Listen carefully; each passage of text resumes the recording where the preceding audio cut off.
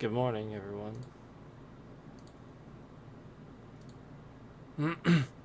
Good morning. Welcome to the stream. So, this morning I want to talk to y'all a little bit. Um, really quickly. Well, we're gonna talk more than really quickly, but about the channel really quickly. Coffee. Now I have my coffee too. So, um, I have made an Elden Ring playlist. So for anybody, and also I only put the Elden Ring streams on there that were from PC. The ones from Xbox, all the issues we had with um, them being weird with certain things and people causing problems for me because it looks so good and stuff. It's very obvious the competitor is causing issues and Microsoft doesn't want to do anything about it. But regardless, uh, I put all once I got it on PC and we were able to play on PC and all that. I have put it. I put all those together for you so far. What we've done in a playlist called Elden Ring. So you can see this playlist right on the channel, and that's what I was going to show you. Is why we have the channel loaded up. We also, well, I'll tell you then. We also it's down here, but we also have this food content. I made this particular one right here. So here's the Elden Ring one. Here's the food content. I made this one specifically has the steak streams, and the one that I did. I don't know if you guys know this. Again, I made a burger recipe for you guys and gave it to you totally for free and showed you how to do it. It's actually right there, that stream right there, but I put it in here too. And that was for you guys. That honestly, it was very good. I was surprised at how good it was, and I just gave that to you totally for free. Honestly, it's a very good burger recipe, so I would highly recommend you check it out if you next time you're making burgers at home and something like that. It might not be a bad idea. Um, this right here is a 4K upload. The first one that I did from the PS5 is a 4K upload of Spider-Man Remastered, just a half an hour. Those 4K files get pretty large, so I just did a half an hour. There's no audio. It's not like I did any real talking or anything like that. It's just gameplay. But you can really see. It looks pretty good. It's really nice to see that upload quality and stuff, and see that in 4K. So if you just want to check it out in 4K and check that out and see how nice that looks and smooth that looks in 4K, feel free to do so. Now, with that being said, I think that's all I wanted to. Oh, right. You guys. So we talked about this before. This is crazy. Remember how we talked about that stream? This one right here. Now, the funny thing is, it's gained 2 views since I noticed it lost some. But this was at 55.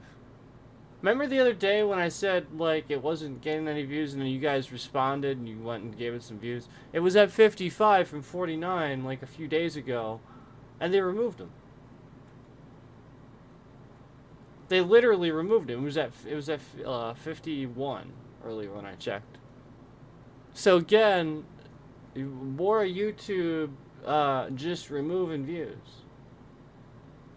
for no reason. I don't understand that. It doesn't make any sense to me. But anyway, at least like, some folks are denying the cancel rhythm is what I'd like to call it these days. The cancel rhythm. Some folks are denying the cancel rhythm and giving me views. Thank you for doing that. I appreciate that. Thank you, because that's what we're about here. You know, like essentially, we're talking about just all the nonsense out there in the world today, in gaming, in life as I see it, and stuff like that. And this is kind of what we talk about on this channel, and we definitely see the cancel rhythm.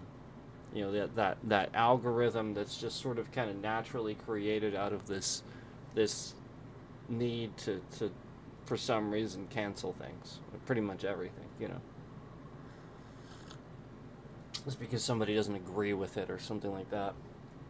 Um,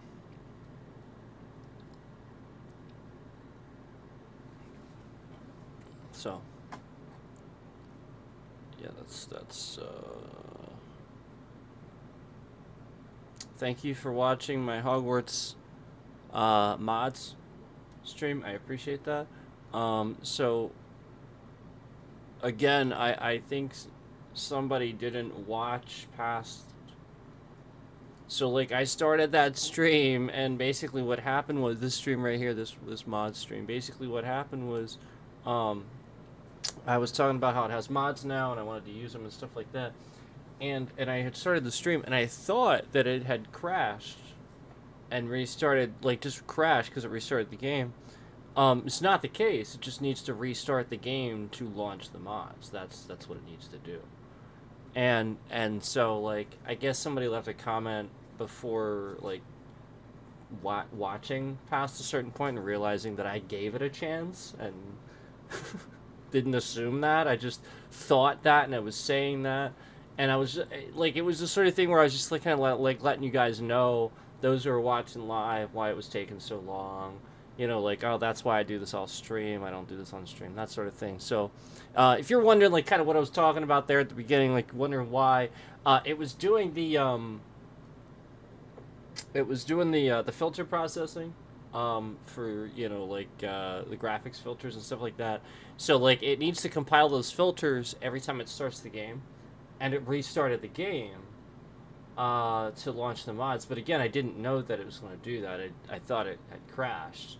And that was why I had made those comments at the time. And I guess somebody had made a comment thinking that I, you know, he was like, that's why you only launch one mod at a time. It's like, well, no, that's why there's an entire list of, like, you can use a list of mods. Like, they put it in there and make it so that you can use a list of mods. It's not one at a time. Like, it's not even close to being like that. Like, that's the point. Like, this was actually really good mod launch, I think. So, that's all I was saying with that is just, like, give it a chance. Get to the point in the stream where I realized it didn't crash. It just relaunched the game because, you know, that's just what it does. And, yeah, for sure, it was right. Like, the more mods that you have, the longer it's going to take. And, you know, it's got to compile those shaders, that's the word. Compile those shaders. They are texture filters, but they're shaders is what they are.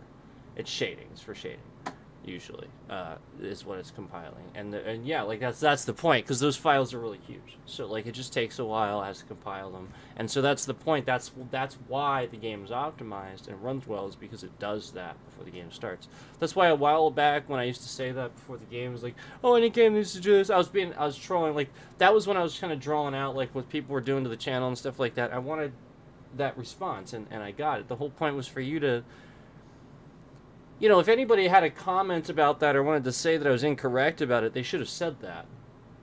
Instead, people just hit the dislike, show up, and troll. And the point is that the people that would see what I was drawing out and see what I was doing would see it along the way and realize that I know these things. Like, I'm smart enough to realize that, obviously. Like, obviously I know that stuff.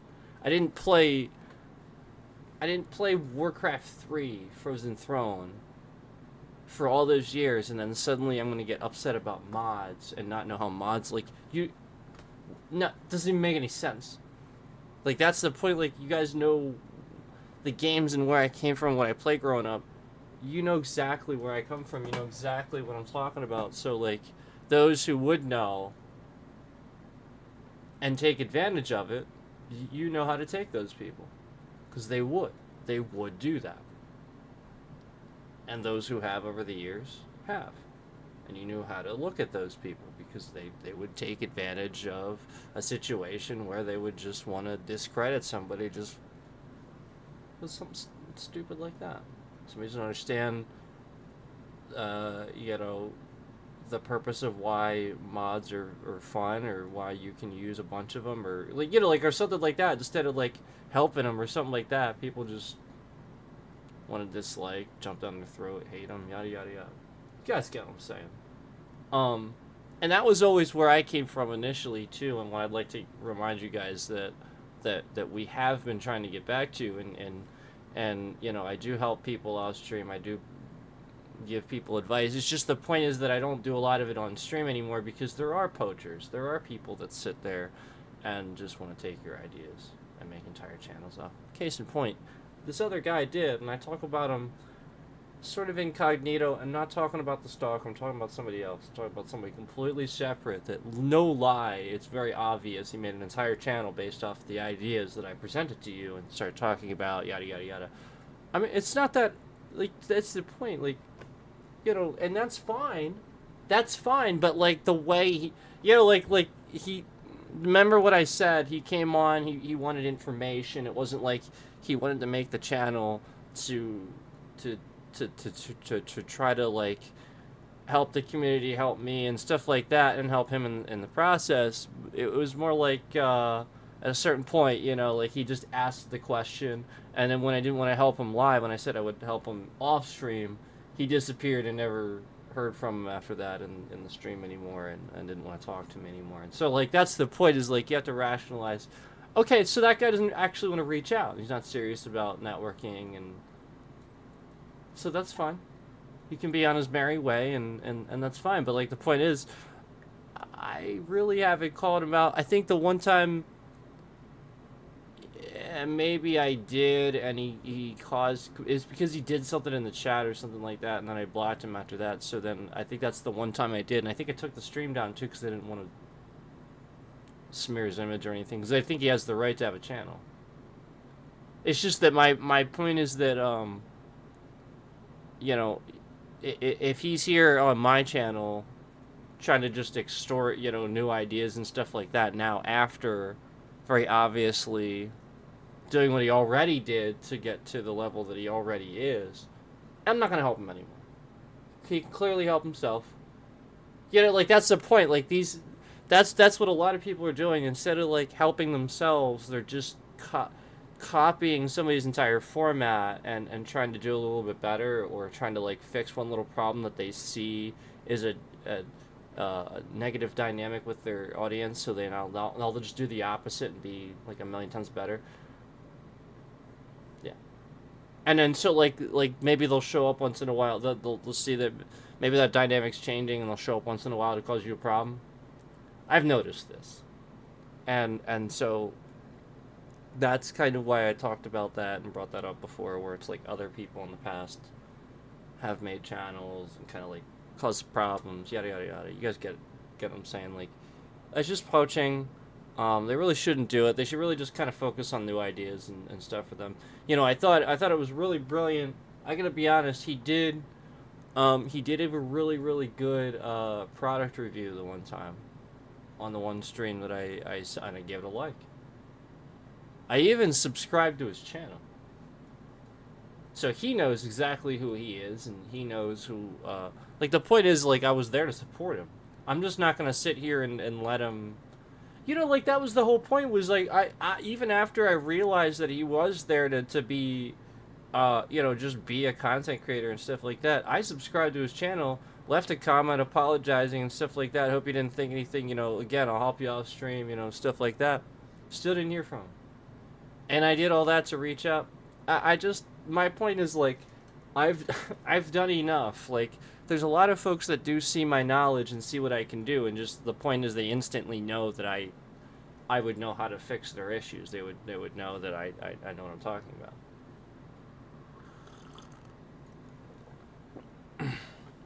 So just remember that, guys, as you're watching. Um, that's what a lot of this is, you know.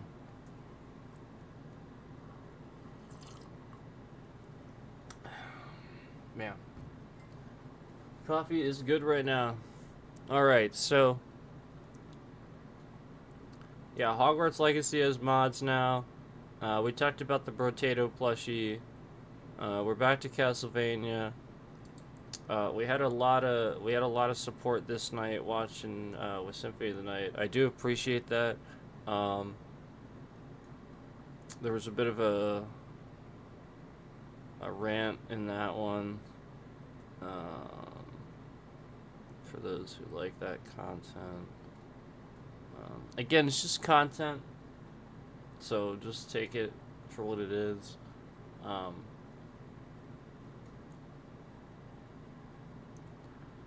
Yeah, I guess that's it. I was thinking about anything else that, like, you know what I mean, like, that I couldn't remember at the moment, and I think we kind of got caught up with what's going on.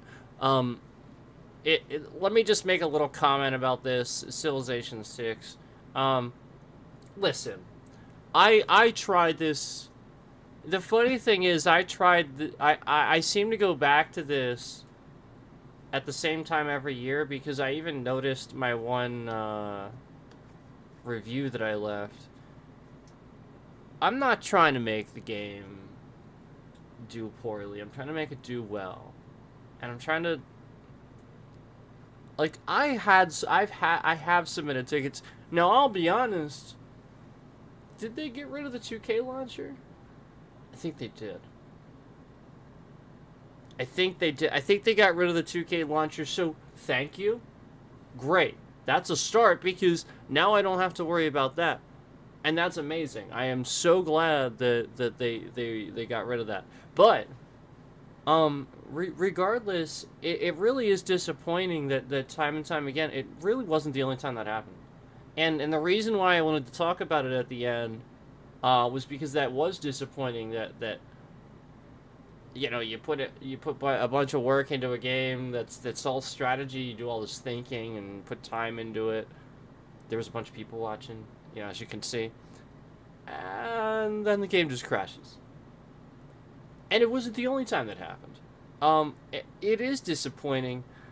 Do they expect me to submit a ticket every single time it happens, when this has been an issue that I have submitted tickets before? It's happened multiple times before. I've talked about it on stream before. I feel like I've given enough due diligence on my side. At a certain point, do you think I need to be continuing to do that? Or do you think, you know what I mean? Like, do you think at a certain point it would be more like, whatever the issue is, they know that they clearly have. I've submitted these tickets enough times now. They know about it. Whatever the issue is, they aren't gonna, like, nothing's happening. So all I'm saying is, I love the game. Obviously, I have hundreds of hours in it, or I wouldn't try to come back and play it. Civilization 5.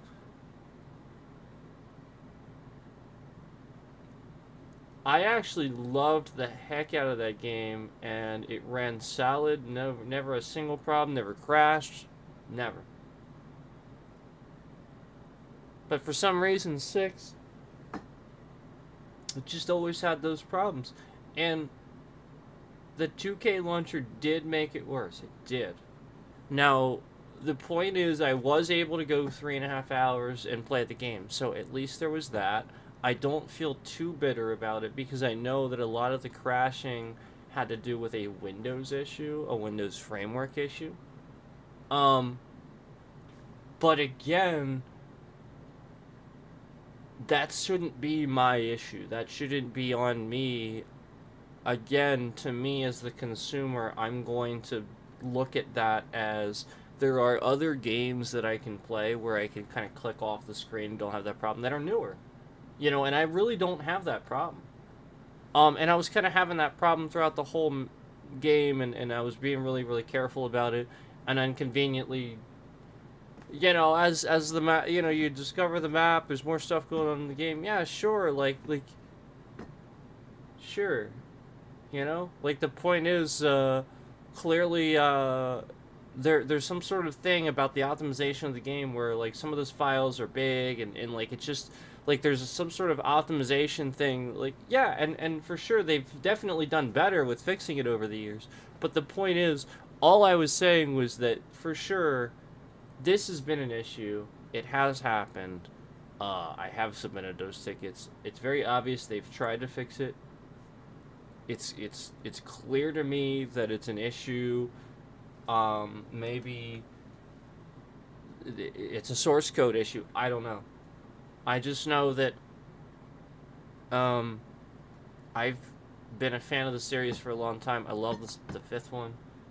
I have nothing bad to say about the sixth one, but my point was that anytime if anybody ever asked me about it, I would have to like honestly tell them like, yes, I love the game, but I will tell you as a consumer, like if you're gonna put money toward buying it, just so you know, yeah, I've had these problems with it. I've had these issues where like, yeah, it's crashed throughout the years.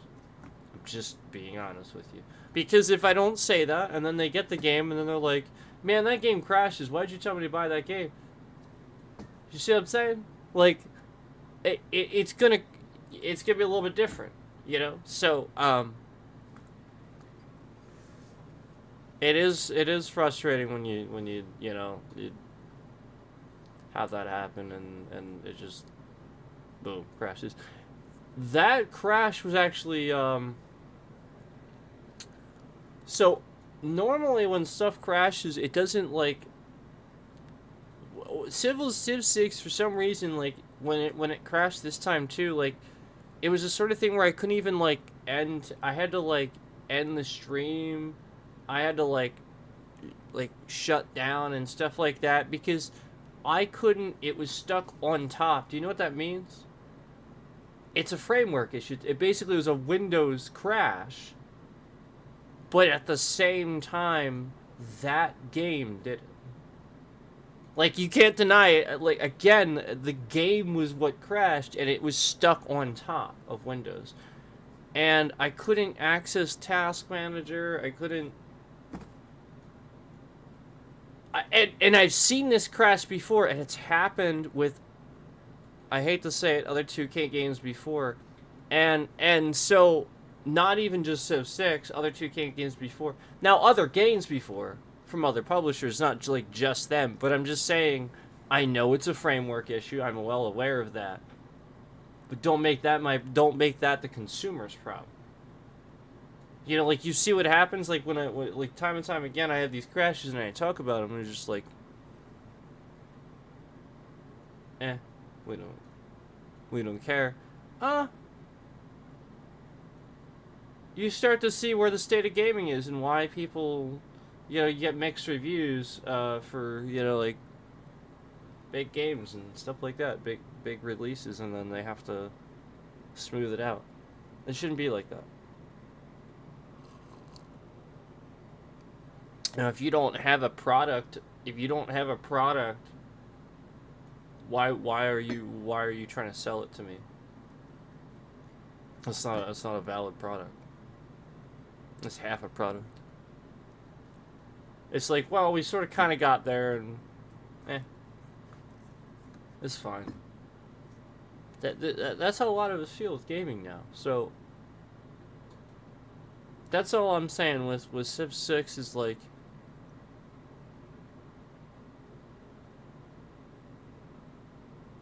There was always kind of like these issues that would happen. I remember like texture kind of glitches and stuff like that. I remember memory leaks. I mean, those are just that's optimization. You know, like I mean, like there's nothing else you could say. It's just optimization, man. And you know, like obviously we can play other newer games, good graphics and stuff like that, just fine. Like it's not, you know, you know, that's the point, is when other things are doing it well and fine, and especially really good graphic stuff, you have to rationalize what's happening there. So anyway, I love Civilization, especially Civ 6. I really do like the game. Really good game. Um, it sucks that a good percentage of the time that I think more times that I played the game, it crashed that I was able to finish. More times that I played it, I think it crashed than I was able to finish a playthrough. I think.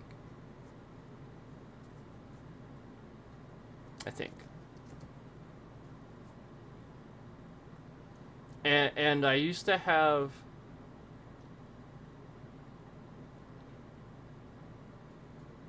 I remember like that was the point, was like I had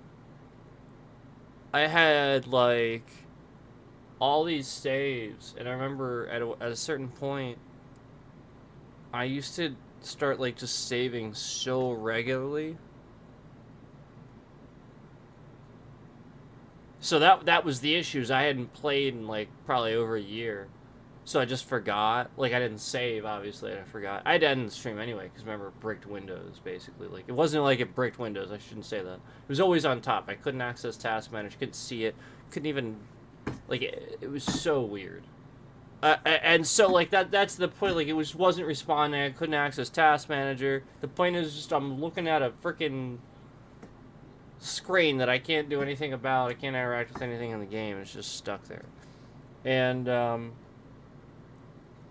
you know, no matter how many switching screens, switch to this screen, didn't matter. Nothing.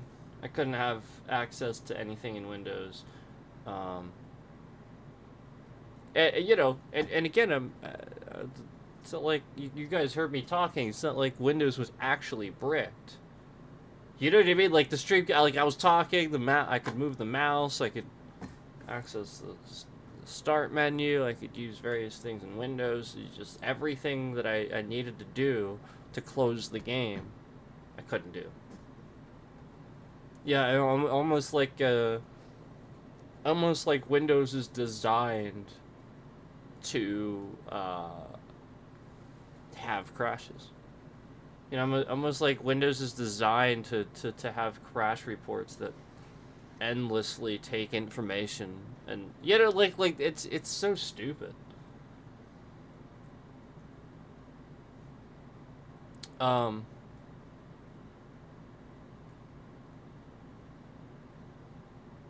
Anyway, Windows 11 I've heard isn't any better. And the funny thing is, like, everybody's like, "Oh, you're not going to be able to run Windows 11, yada yada yada." Well, nobody is going to, you know what I mean? Like, you realize that you're at a crossroads now. Like, there's a lot of people that are now possibly never going to touch a PC again if you do this. I'm at a crossroads. Like this is irritating, man. Like, it was never like this before.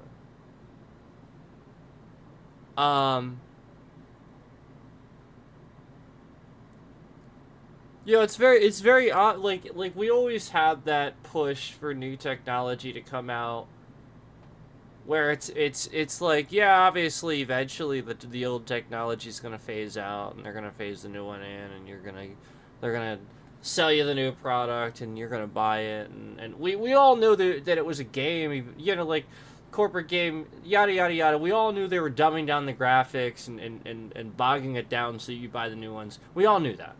We all knew this. We all knew it. The point is, at least it wasn't,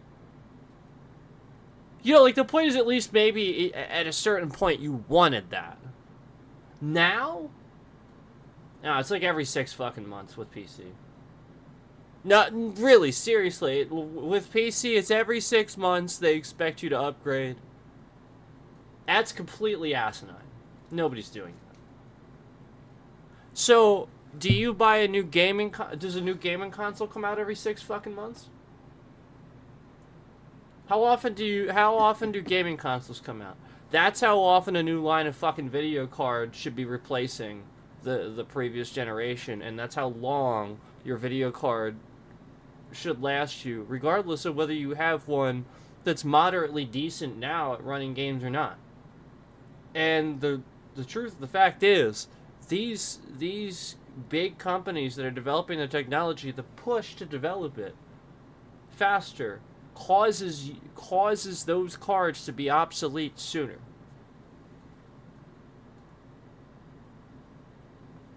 And it all has to do with the fact that because their push for the new card is so great, now you have so many different cards in between they have to offer support for just because they push for a new card.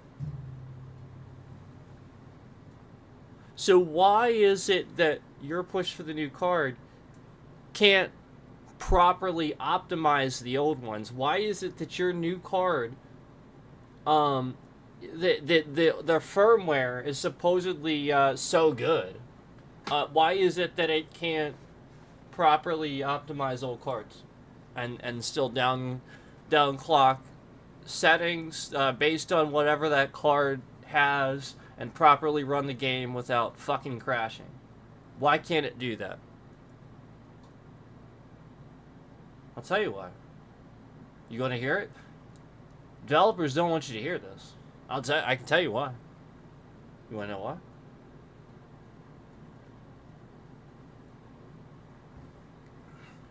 I made a real valid point with Hitman 3 one of the days where I was talking about how I was showing that it wasn't optimized properly and people were getting ticked off. The point is, optimization, yes, optimally, sure, everybody wants the best of everything. But the point is, optimize your experience for everybody. So what's the optimal experience for each player? Optimization will change depending on your setup. So that's the point. Optimization should be general. You have all these fucking settings, and then you turn them off, and then they're still on. So the point is, a lot of your hardware that your card does, especially NVIDIA, is already being done. So, for example, NVIDIA already runs ray tracing. When most people put on ray tracing in a game, they're putting it on over top of ray tracing that's already there. It's already on. Your ray tracing, if your card has ray tracing, most of it's done at a hardware level and it's already on. You don't need to put it on in the fucking game. Why the hell is that a setting in a game? Ever. Because the point is, the game can't properly detect that you have an NVIDIA card and not make it an option, so you just turn it on. Does that make sense? Sometimes, this is the point, the competitor hates this. Because all the technologies are under NVIDIA, they're the ones developing them. So the point is, a lot of times the NVIDIA cards, that's the point. That's why they're better, because they're already fucking doing this shit. And you're turning all this other shit on, and it's doing it again and then again. So, like, you turn on ambient occlusion, when it's already on, your card's already doing it. You're doing ambient occlusion and ambient occlusion. When you turn on ray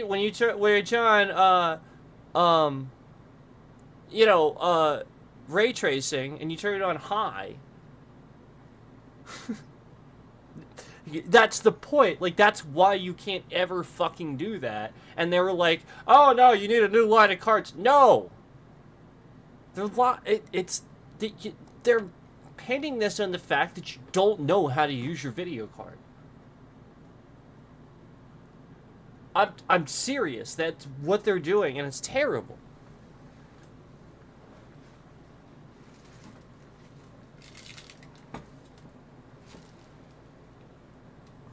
Yes, sir. I need a coffee.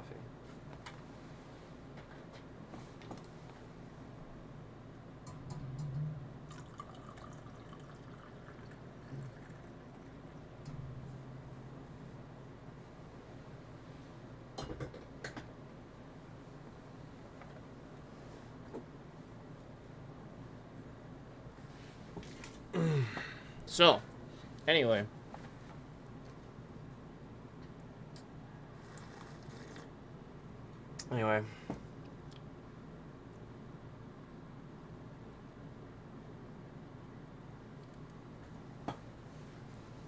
That's a good sum up of kind of like what's going on with just PC lately, and I think where a lot of people are that kind of know what's going on, like me that actually like play PC. Even some of those guys that classically play PC, like Aswin and stuff like that, even those guys have like a PS5 now on their desk and stuff, and they're playing stuff on PS5. So like the point is, even the old school hardcore PC gamers like him are getting a console. And it ain't the Xbox.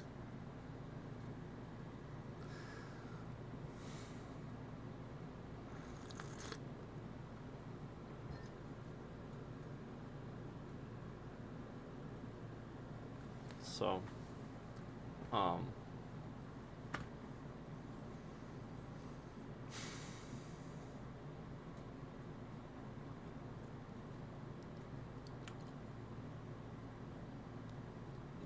it's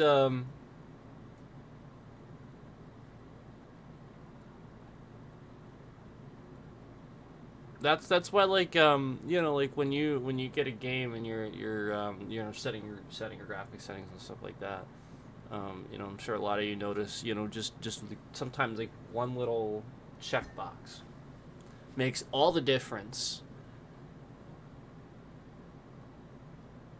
Like, some of you will seriously notice that, like, one little checkbox, like, you'll just check this one little checkbox, and all of a sudden your game it just suddenly starts acting totally different. Like, it's like stuttering around, it can barely keep up with anything, and it's using all of it.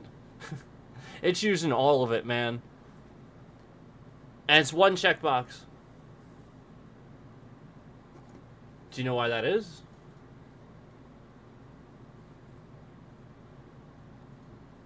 Yeah, because again, your card's already doing that thing you checked, and you've now checked it again. It's now doing it again.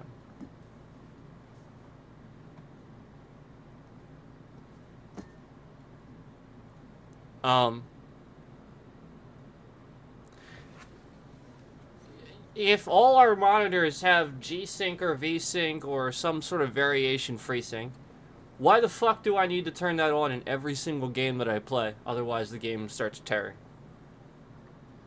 Why?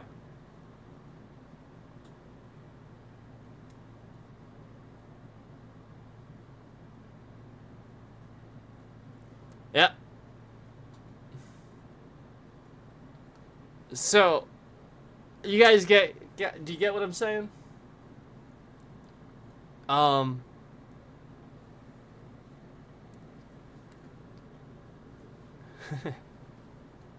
you want me to explain it a little bit? G-Sync and FreeSync were two different technologies. I think one was right NVIDIA, one was AMD. Like that's the idea. Like one was the other. And so, like, the idea was some monitors got this, some monitors got this, so they tried to put it with the games. Every time you do this, you'd have, like, these competing technologies.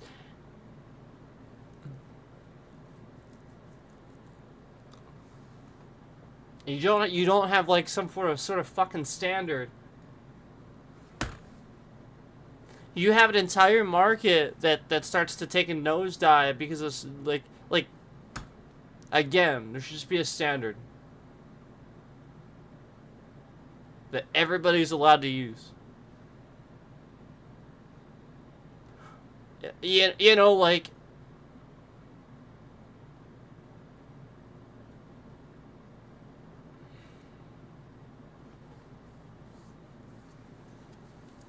we already know NVIDIA is developing all the video technologies, and the ATI AMD is literally just copying that.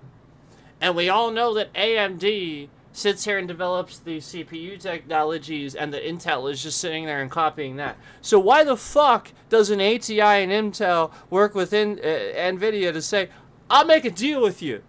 We'll make all the CPUs if you make all the GPUs. BAM! Problem solved. Everybody's happy.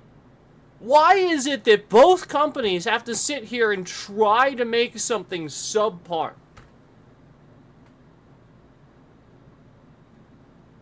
And then all of the rest of us have to suffer just because you don't know what you're buying. You don't know any better.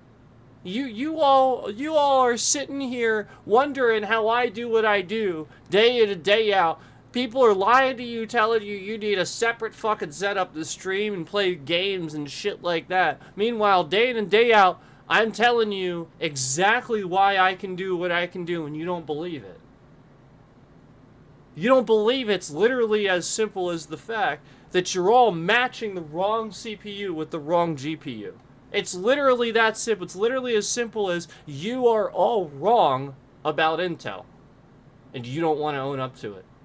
And I get, you wouldn't believe the amount of hate I get. As soon as I say anything bad about Intel, just bam, bam, bam, so much hate. I don't think they're terrible or anything. But compared to an AMD, no. Do you realize that the HDR technology and these TVs that you guys are looking at, where you're wondering how the HDR is so good, it's fixing, sitting there and fixing the missing frames? Do you know what CPU technology is doing that? AMD. Cheers.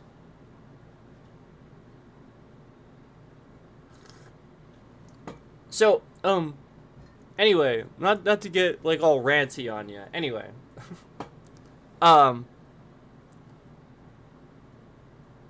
that's what's so frustrating is like I see this huge uproar of people giving credit to a company, and that's why the company is allowed to exist in the manner that they do, because people are just wrong and they just endlessly buy this product that they're lied to about and fooled about at a top dollar value, and it's just subpar shit. You want to know how I'm doing what I'm doing? Well, quite frankly, you can crank those AMDs up and clock them at an appropriate level, and trust me, they will do things better than the Intel will at a higher clock. Period. End of discussion. Period. End of discussion. Period. End of discussion. Period. End of discussion.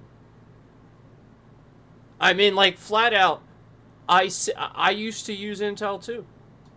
I mean, again, they're not bad, but at a certain point, I just started realizing as soon as I made the switch, the difference. Immediately.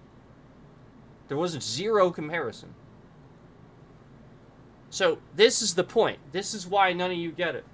And this is why Microsoft and both Sony would actually work together to cause harm to what I'm saying, believe it or not.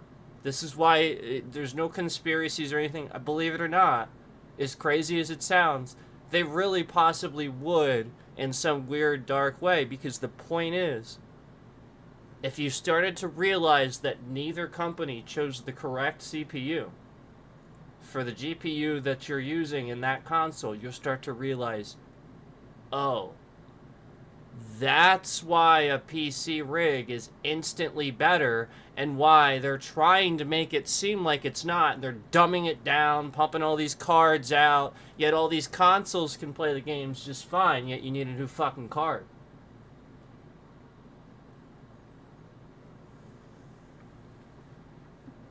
It's full of shit. You know, they're porting everything, right? There's a reason for that. It's called they want the console to look better. So they port it from the console.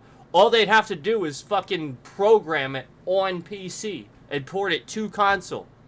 Guarantee you it would run better on the consoles and better on the PC. And everybody'd be happy. But they're doing this to sell you endless gaming consoles. So thus every fucking thing's a port, even Elden Ring. Even Elden Ring. Everything's a port. Now, I'm not throwing shade on Elden Ring. Phenomenal game. I'm just saying it's everything. I mean, Blizzard doesn't do that because, like, again, they don't really make console games. But, like, basically, yeah, you know, anybody that's sitting here also making console games, that's how they're selling it. By essentially dumbing down that quality. And all they'd have to do is simply make it on PC, and you know flat out, if they ported it from PC to console, what the fuck's the problem with that? It's gonna run great. Why would that matter? Yep. Now you know. The point is they're trying to sell consoles and not have everybody you know, buy PCs from this company and this company and this company. Yep. They're dumbing you down. This is the point. I would rather see all of you get smarter and figure out how to build your own PCs. It's not that hard. It's really not. It's not that hard. It's not, man. There's a few things you could get wrong that would really screw things up. But I mean, as long, again, like, thermal paste is that one thing that a lot of people don't remember. And most of the time you get a little little thermal pad these days. That just comes with a little CPU, so you just put that on anyway. Just remember every few years you gotta replace that shit. GPU, same thing. You know, your GPU's starting to get a little old. Yeah. Maybe instead of replacing it, just take it apart, replace it with thermal paste.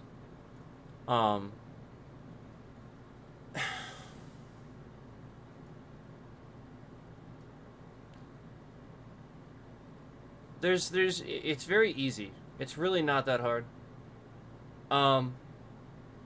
Another thing that a lot of people don't do is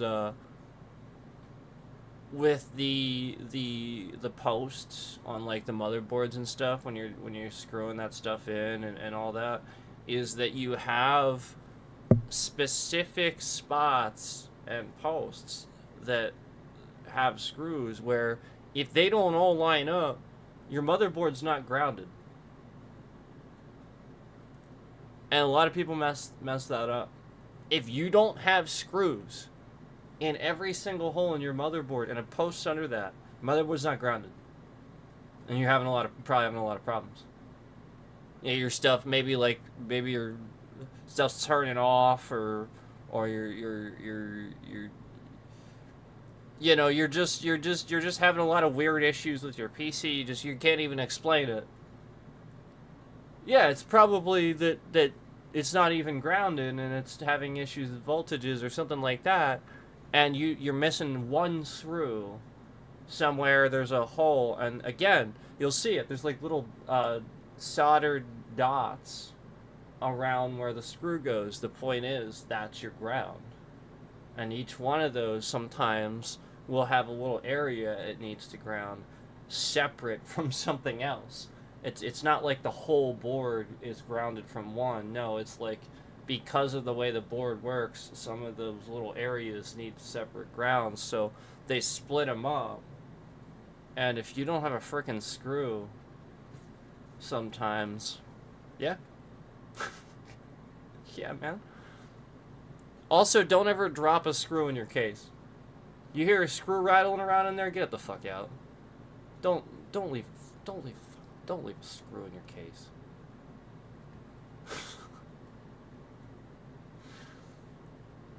Yeah, that's all you need.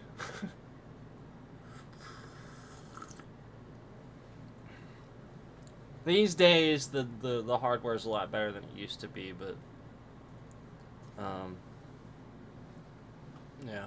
Also, if you ever like something that I think a lot of people don't know is issues like that will help you avoid what I'm about to tell you. There's a lot of people that take their PC to shops and stuff like that, literally just because of actually a few issues I just stated of to why your motherboard will go into some sort of power protection or power saving mode. Um, and then they don't know how to get their PC to turn on or something like that. Oh, it won't turn on. Or really, all you gotta do is get your phone out and look up how to get your motherboard, whatever your model, your motherboard. There's a sequence that you need to do to get that out of power saving mode and you turn the freaking thing on again. So whatever happened, though, you have to realize that normally the reason you take it to a shop is to deduce what happened to short it out to get it to the reason it went into power. So usually it's a lot of dust or a screw came loose or it's not, or the motherboard's not grounded, something's half plugged in. So, kind of stuff like that. So that's why you normally would take it in. But like honestly, truthfully, yeah, it doesn't power up a lot of the time. Something happened where it went into the power saving mode. It's not turning on because there's a short. And to avoid destroying your hardware, your motherboard correctly didn't turn on. That's actually a good thing. But don't pay an arm and a leg to some guy to fucking push a few buttons a certain way. That's all they're doing. Seriously, you'll look this up and you'll be like, are you kidding me? No, really, it's like, hold the power button in for 5 seconds, then push it twice and hold it in again for another 5. It's really something like that. It's like something it's really that simple. And like, you could be taking your computer to a shop or something like that, and you guys just like, these stupid people. Like he's just looking this shit up on Google. That's all the Geek Squad does too. Yeah, that's what, like, those guys they never knew anything. Half those guys were like just guys out of high school, and like they didn't know anything, and truthfully, a lot of times they pretended to know a lot. It was annoying, and so I always just wanted to talk to somebody that at least knew around the same amount as me, And it's always so hard to find people with that type of knowledge. But yeah, like you always find a lot of people out there that they're trying to fix your computer because they know you don't know anything about it. That's all they're trying to do.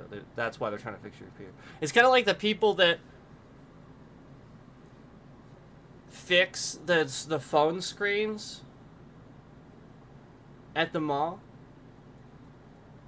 So first of all, a lot of that's a gimmick.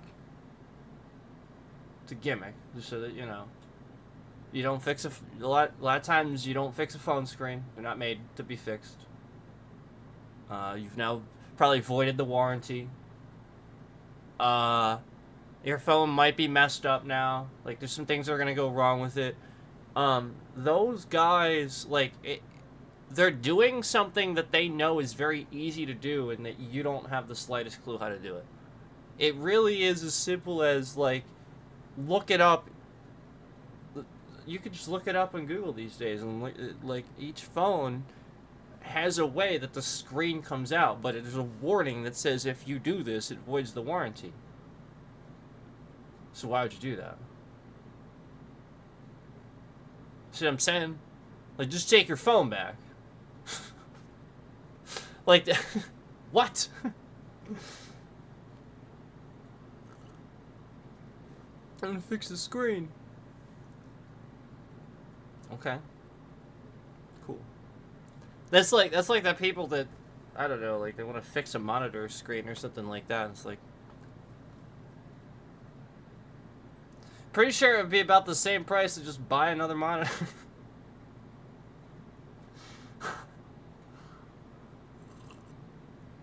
Like just the logic of certain situations. Like I get the idea of wanting to save what you have and preserve it. I get that, but these days stuff's not made for that. It's really not. It's really not. Your phone that's like $2,000, it's not that expensive to manufacture. They don't want you to know how much those things cost to mass produce. If you knew, that's like $12 a piece. It's so cheap. Yeah, they're like $12 a piece to manufacture. It's absolutely criminal, man. It really, the one thing that's like ripping everybody, even the president himself, ripping everybody off.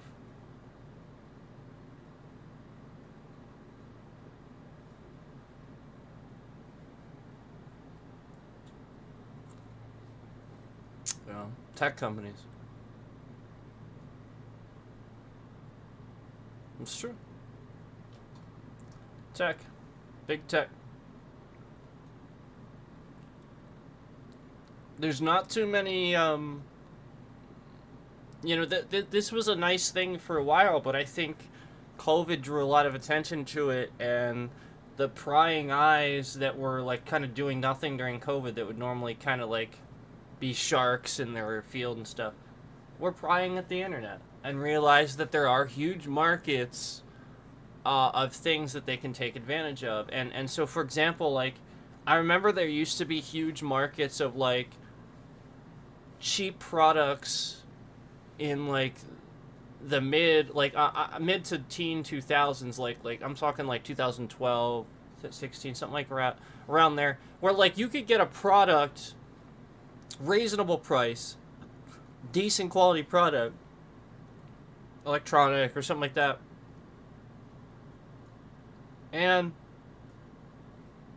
there was about maybe 5 to 6 to 7 other variations and other brands that you could compare it to instead. Because that's the point. That's what a free market is having that competitorship and having different products that are of a reasonable quality and price. And then, you put money, obviously then you want to stimulate the economy by being able to put enough money in the pockets of your citizens to be able to buy those products then too. So the point is, if we have enough of those products on the shelves that people can feel like they have choices, they will buy those things. But if you limit the selection, people will stop spending money. And I have noticed a huge decrease in like these products where I you guys know I have this nice keyboard now. Again, this was not expensive. It looks it was not. I think it was like $30, maybe less. Not an expensive keyboard. It looks looks really nice, very good quality. The point is, I would have found in 2016 probably 5 others exactly like it. It was the only one. And again, it's just came in this very easy to manufacture white box, very very nice packaging though. You can tell if they shipped it, nothing would happen to it. It is made very, very well. Quality product. Reasonably priced. And there was one. There was no other competitor. Nobody else was doing it. One. But again, back in 2016, there was like... Again, you would have found like 4 at least, probably. And I know, because I used to look. That's a shame, man. And that's when you know your economy isn't doing well. It hasn't been.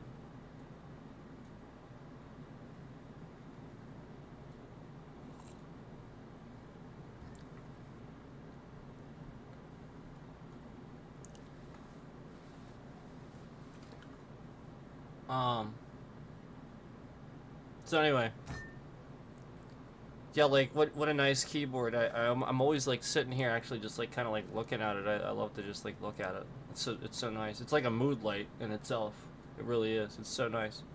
That's why I love to put it on the screen for you guys too when we do streams and it's just like a chill stream. I don't plan on having the camera anyway, so I just pointed at a keyboard. It's a nice little mood light for you guys. You know, I just figure I'll let you guys enjoy it as much as I do. You know, while I'm playing or whatever, and maybe you will. And you know, it's kind of why I do that. I like to create like some you know sort of like a relaxing ambience for you guys, if you will, a little atmosphere that's sort of kind of chill for some of these streams. I realize that some of them we start to rant, and I apologize for anybody that doesn't know when we're gonna do that. I'll try to be more clear about that. I'll try to be more clear about that in the future of when we're gonna get into something and when we're not.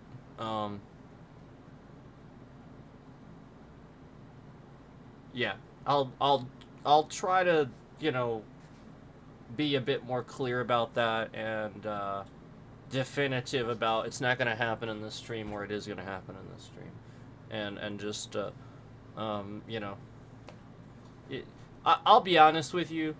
Um, I'm usually not like I'm not gonna sit there and rant and stuff if it's a game I like.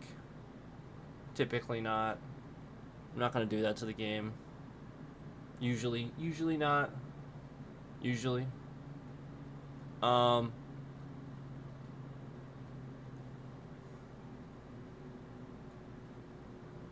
That's it. I mean, sometimes. Uh. Sometimes it's supposed to be funny though.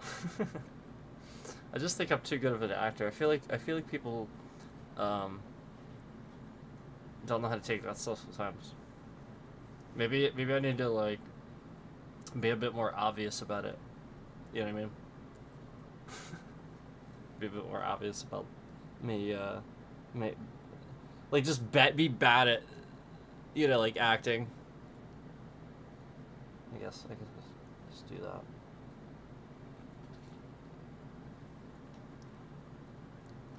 that. I'm sort of like on off. I know how to do something or I don't.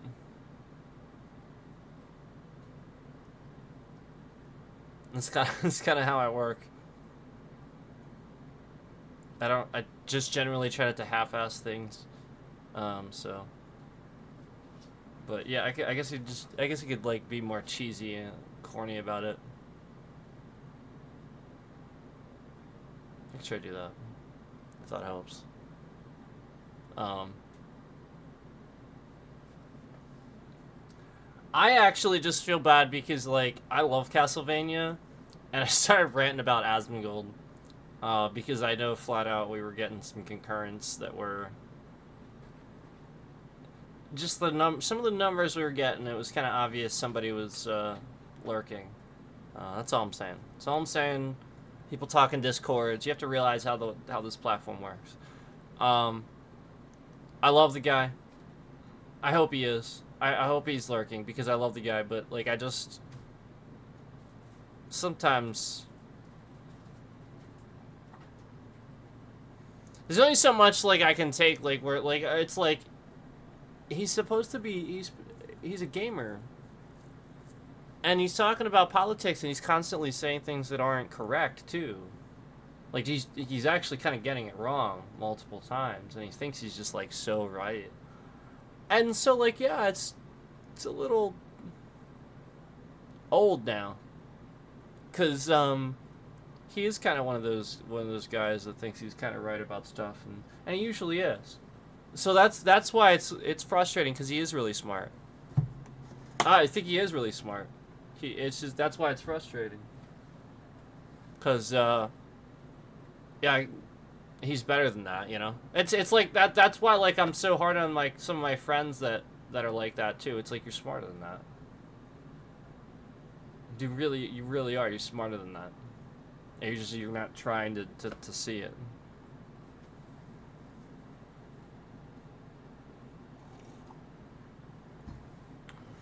That's all. And he's the one that always comes from the education standpoint too. So that's why it's so annoying too. It's like he knows the problem, yet he's kind of contributing to it.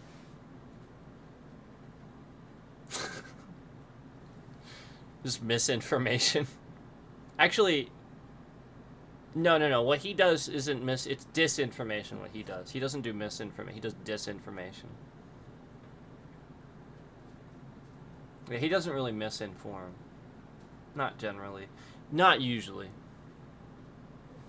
He was wrong a couple of times, but he doesn't usually misinform. He doesn't try to. But anyway, again, I just I feel bad that I was like ranting about. So sorry about the random rant. I just was trying to. I don't like seeing that. You know, like it's so annoying. Like his following will sit here and watch, and it's very obvious they come in and watch once in a while, but they won't even hit the like button. Yeah, they can't even bother to throw like or say what's up or subscribe or. No, really, true. Like I know flat out. And that's fine. You know, I wish they would, because like, you know, it's not like I have been good for his views. Yeah, I have been good for his views. I have been. Hey you. Hi.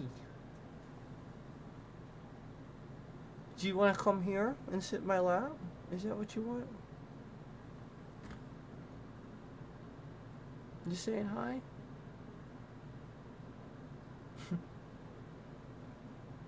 Hello. I think she's just saying hi. You wanna come here? You should come here. Come here. Come on. Hi. Come here. Come here. Yeah, you can sit with me.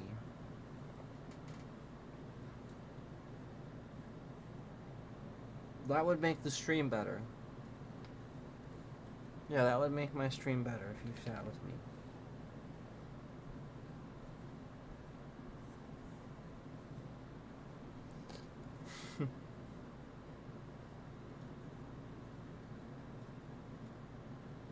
Just don't chew on my cable, please.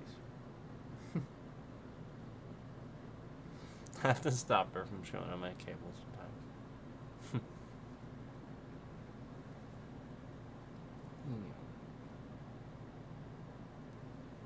Sorry, you guys can't really see her, but I guess she's a little too low.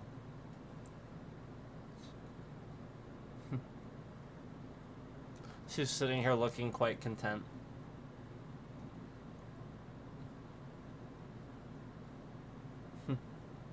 Anyway, anyway.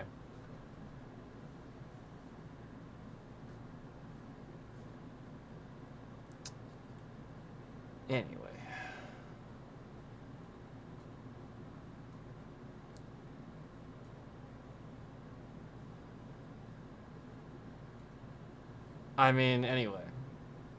Don't let any of this, just remember though, don't let any of this distract you from the fact. You know what I'm going to say? Don't let any of this distract you from the fact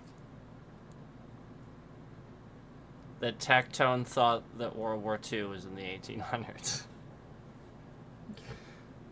That shit was, that was funny. I'll admit that shit was funny.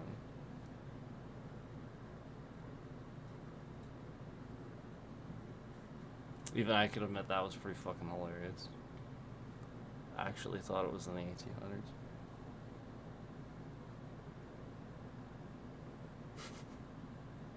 It's really like, it really wasn't all that long ago. Really wasn't all that long ago, unfortunately. Oh man. Oh man. Really wasn't all that long ago.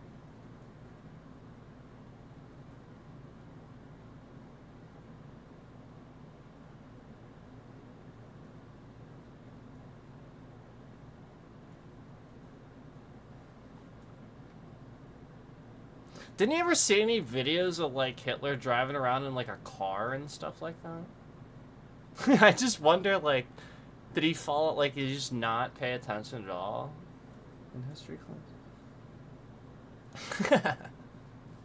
Has he not seen like any movies about the time period or anything? Like, I just like I have to wonder like how he could sit there and be so oblivious to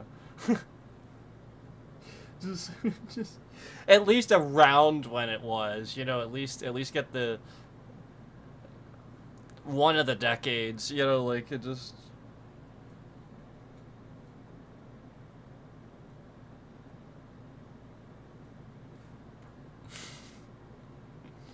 Or at least even close to it, you know.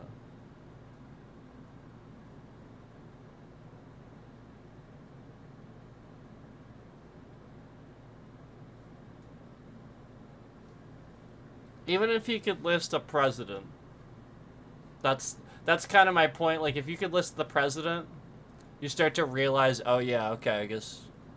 Oh yeah, okay. It's like, who was president during the time? That wasn't the 1800s. Oh man.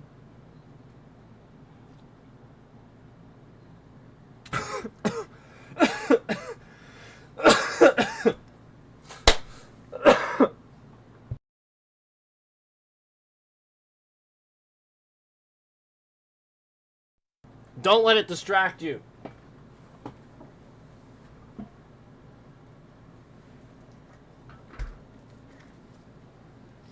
That shit was fucking hilarious though.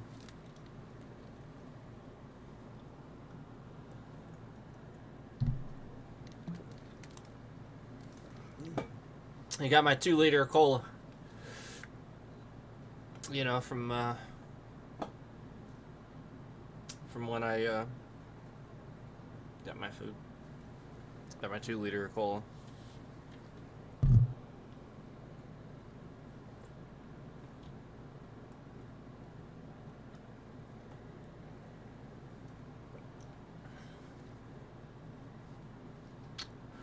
Yep. I've decided we've decided that I like 2 liters a lot.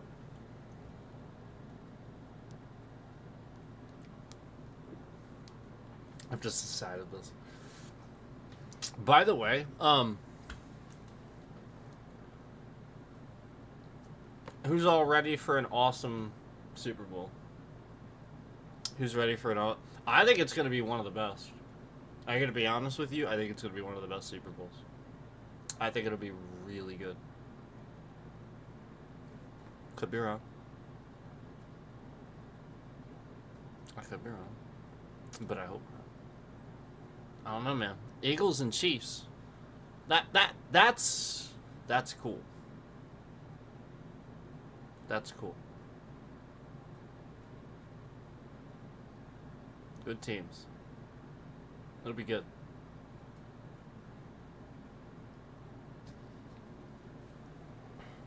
Who's doing the halftime? See, I don't even know who's doing the halftime show. Who's doing the halftime? I don't even know anything about this year. I really didn't.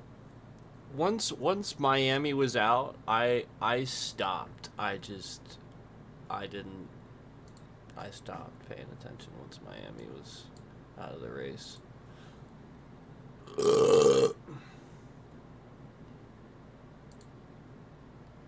So.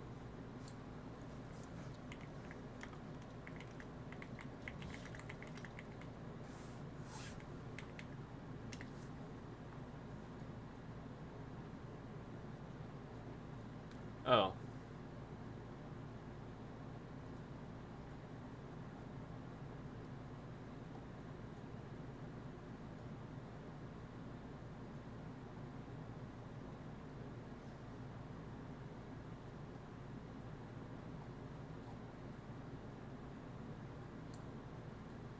Oh.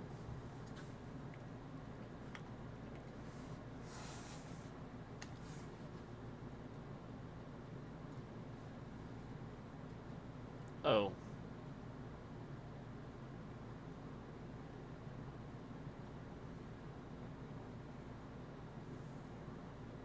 Oh. Yeah. Yeah, I don't really care about. I don't. Man, that dude, he's only 5'5". That dude's short. Kendrick Lamar is going to be doing the halftime. I didn't know he was only 5'5". He's only 5'5". Um. Yeah, apparently he's gonna be doing the halftime show. I gotta be honest, I don't give a shit.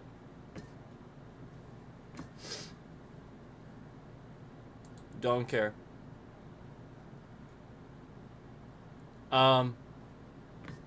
Cool, I guess. Is he good? I don't. If it ain't Eminem, I don't like. There's certain rappers that I like, that I respect, because I personally think that their lyrics have meaning, and the music actually was pretty good. If I'm being honest, you know, like danceable music and stuff like that, and resonated with me and stuff. But it was very hit or miss over the years, and a lot of them, in my opinion, were influences that came out of 80s rap. Like, were, in my opinion, 80s rap, that was some of the best. Like 80s and 90s rap, that's I love that shit. Loved it. But music in general too. So Eminem for sure, but like I just, when you talk about rappers with me, I'm sorry, but like a lot of that with that genre of music was more about the money. And you can't even deny that. Like, it's the image, it's everything about their music, it's even embedded in the music.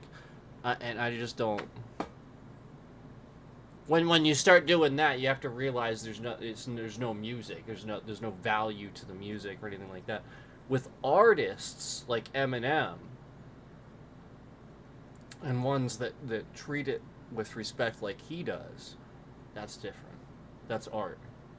That's him coming up with a rap and rhyme to a beat that has meaning to his life or somebody else's, and there's meaning to it. It's not just a bunch of fucking nonsense spit so fast you can't even understand the lyrics, or completely droning, you know, just droning, mumbling nonsense. I don't even know what the hell that is.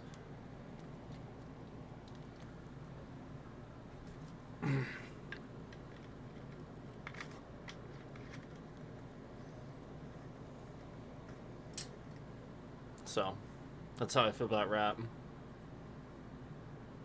And I love Adam Levine, but after that halftime performance where he brought out all these rappers that nobody knows and ripped his shirt off, and I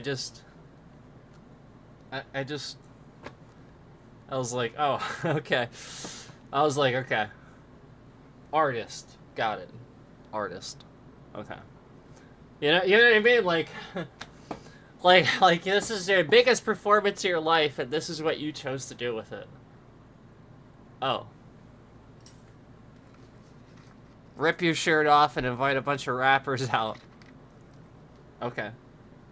So instead of honoring us with classics from fucking Maroon 5 and kicking ass, reminding us that you came out with Harder to Breathe and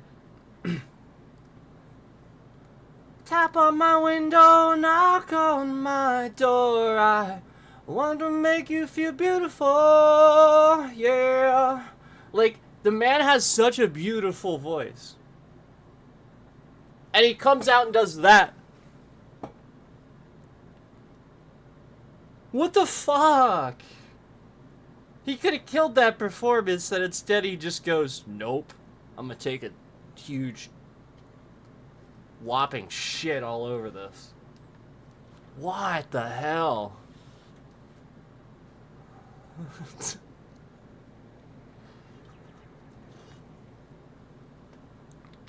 So, That's how I feel about the Super Bowl half the time. Like, I want to be excited about the performance. Oh, cool, you know, like a rapper, all right, somebody I don't even know, you know, like, or something like that, and then I'll go and watch the performance, and I'll just be like, that's kind of what I expected it was gonna be. I was hoping to be surprised and excited, but I wasn't. I have found out about artists and been moved and got into artists more because of the halftime show. For example, U2.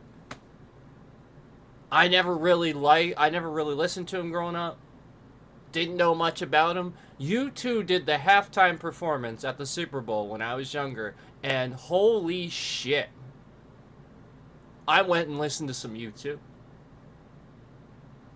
and was impressed and immediately changed my opinion of them because I suddenly heard them live in a way that I hadn't heard them before, instead of just hearing these weird segmented songs that are half-ass fucking shit with people following you around and other people coming in to do weird segments that don't make any sense. That I just, what are we doing with these halftime shows? I never really understood.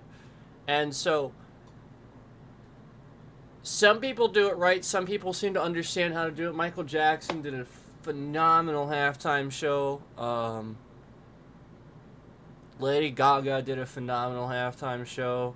In my opinion, I know a lot of people gave her a hard time. I think that was really stupid. I think she did a phenomenal halftime show, and I think any critic would agree with me.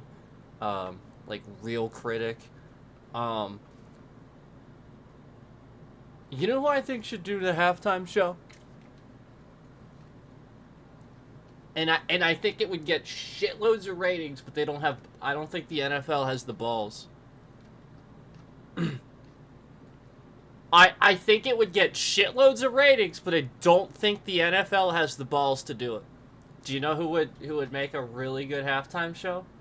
It would get shitloads of ratings, you can't even deny. And everybody would talk about it. And then they would blow you the fuck away.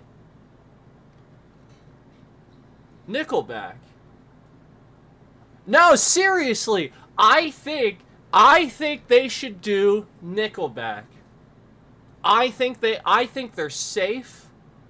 I think they have a huge fucking fan base that would surprise the shit out of everybody. And I think people would watch it just to talk shit.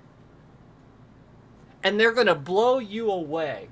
And everybody's going to talk shit, and there's nothing to talk. They're just going to put on a really good fucking performance. And I think Nickelback would accept the challenge. I would watch that shit. I think that would be great. I think that would be infinitely better than most of the halftime shows that we've been getting. And I think it would be amazing when they blow you all away and cover Sad But True from Metallica right in the middle of it too. Because they're probably going to get permission since Metallica's cool with them and all. They're probably going to surprise you with something like that and be awesome about it because they're fucking Nickelback.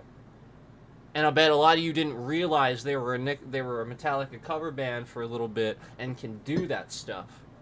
And sound really good at it too. Nickelback knows how to rock, man. You really underestimate them just because they slow it down sometimes. Yeah, and you don't like that stuff, so you just judge the rest of this. No. Trust me. Remember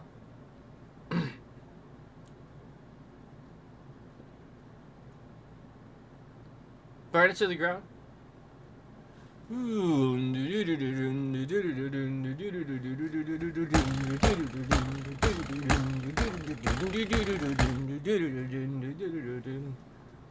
don't remember Burn It to the Ground?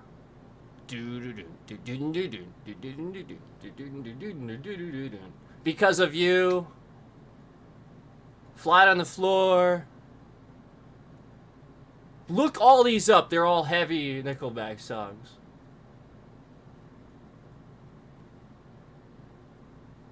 Y'all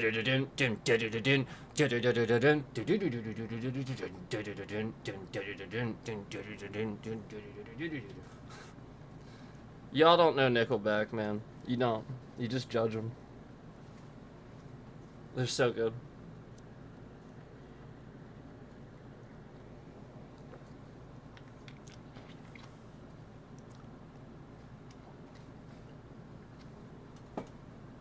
Each member's good too, on their own. Like they're actually a good band. Like Chad Kroger's infinitely talented for sure. We know that. People literally are just jealous of his charisma, but everybody in the band is infinitely talented too. Like they are so good, and nobody gives. It's so frustrating.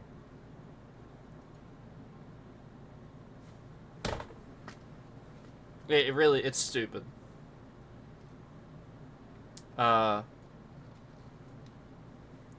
Vegas Bomb is actually a newer one that was heavy too. It's newer. Edge of a Revolution. Yeah, like I said, Burn It Down already. Or, sorry, Burn It to the Ground.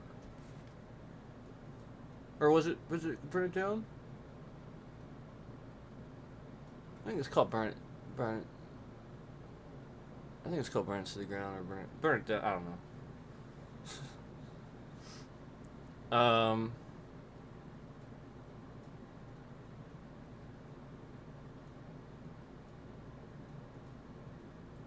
I think I'm confused because Burn It to the Ground. I'm thinking of the Linkin Park song too, so it just gets crossed in my mind. I think it's Burn It Down. It's I think it's track 3 in Dark Horse. Yeah, I think so. I just it's so annoying that the people do that with Nickelback. They should be up there with all the other. They're freaking metal. They're basically metal. They're just, their image isn't. That's it. They are metal. Their image isn't. Tell me how they aren't. Instead of telling me why, instead of just saying they're not, tell me why they aren't metal. You know what I mean? Like, they are. Because the point is, distorted, heavy electric guitar, chunky riffs, double bass sometimes, double bass drums sometimes, plenty of fills. You got the growling, you got the yelling, you got the rock lyrics. You have guitar solos, you got pitch harmonics. I don't know what the fuck else you want to call metal in there, but sounds pretty metal to me. And they've been doing that shit for a long time. You just pick and choose the ones and go, no. That's some shit that's like this. That's okay. So then don't listen to that one. You don't pick Stairway to Heaven from Led Zeppelin and say that's a certain way, do you? You know what I mean? Like you wouldn't dare. So why do you do it with Nickelback? Yeah, you wouldn't dare do that fucking shit with Black Sabbath or Led Zeppelin. So why the fuck do you do it with Nickelback? They slow something down and write something that doesn't resonate with you. Suddenly it's gay or something like that. You're stupid. Yeah, you're dumb if you say that. Like, you have a problem. This is what I've heard over the years. Like, shit like this, it's like so dumb. Stop doing that. They're good, man. Like, you don't... like, you actually like them, but for some reason, like, you're, like, hanging out with a group that's, like, trying to convince you that they're this way or this way, and so, like, you need a reason, so you're just... You know what I mean? Like, that's the problem. The problem is you're hanging out with the wrong people. That's all. Yeah, tell them how you feel. You know, tell them, like, look, guys, like, I'll be honest with you, I like Nickelback, and you guys, like, just talk shit on them all the time, and I think it's kind of messed up, so I'll be honest with you, I'm probably just gonna not hang around with you guys if you just sit there and talk shit on stuff that doesn't make any sense to talk shit about, like, what's wrong with Nickelback? They're gay! No, they're not. What's gay about them? They're metal.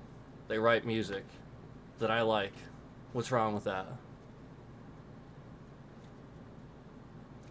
There should be no follow-up. Nothing. You walk away from those friends. They're not fucking friends. They're assholes. This is what people do with entire genres of music.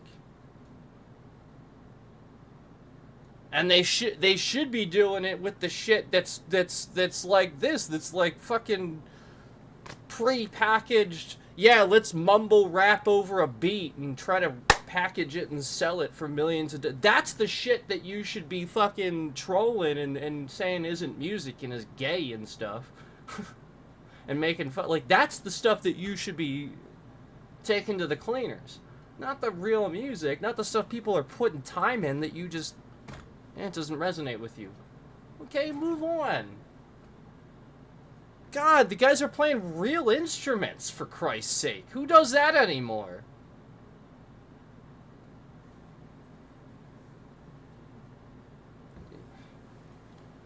Anyway.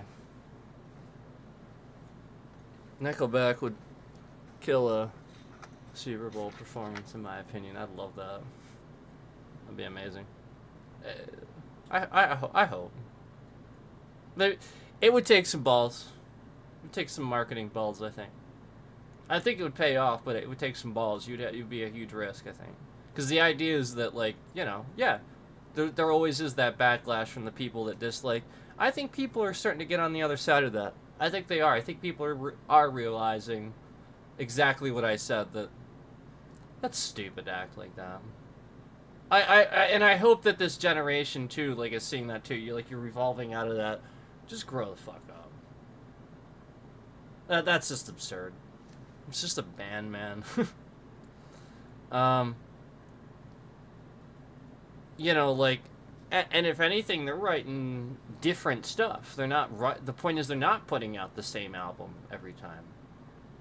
So isn't that what you want? Like, the point is, like, half of you claim you don't want the same album every time. You want something different. Yet when they give you something different, you complain about it. You know what I mean? Like, people did the same thing with Linkin Park. Oh,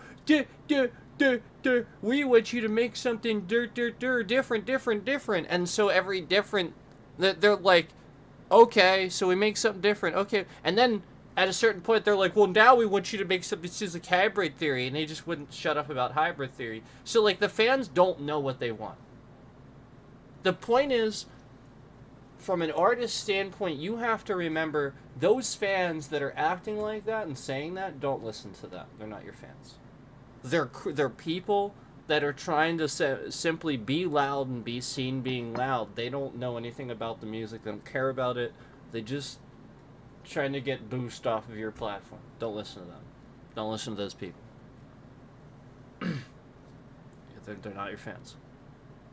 Your fans will be happy with what you put out, unless, like, it's very obviously, like, a little bit of a different situation where, like,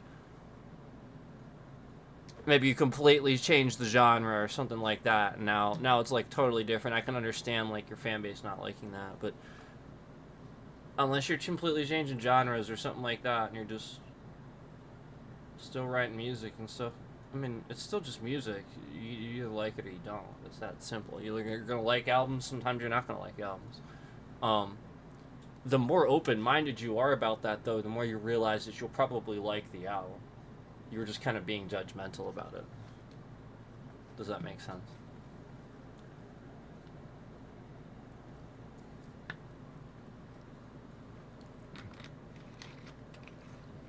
Like,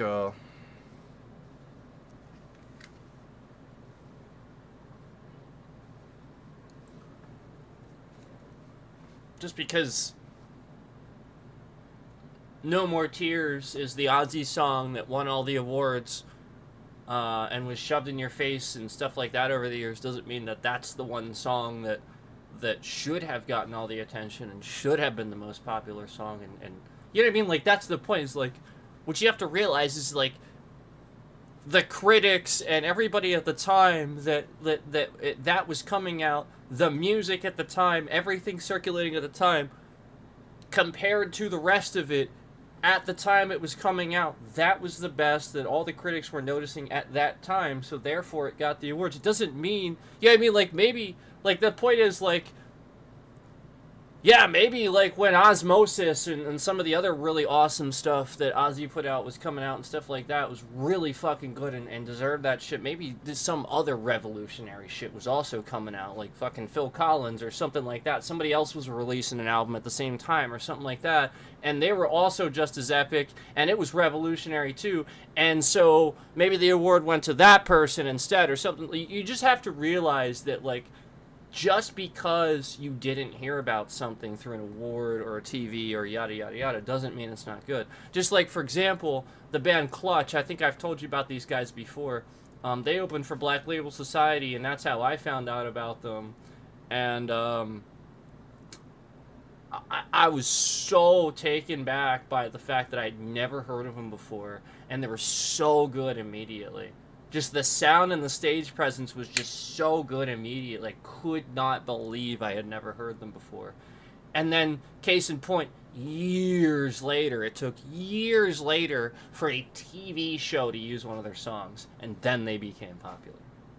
I think, what was it, Walking Dead, I think, used a song from them or something like that. And then finally, everybody went and watched. They got, I think, some millions on their music videos, like on YouTube or something, and thus gained a following probably. But the point is, like, I had even seen it then, so you know, it's just what you have to realize is that there's all these groups and there's all these things that at any given time you might not even consider trying listening to, because you think you won't like it, or you think you know how it sounds, or you think this or that, and then you just try it. You know what I mean? Like, so many people don't just at least try it.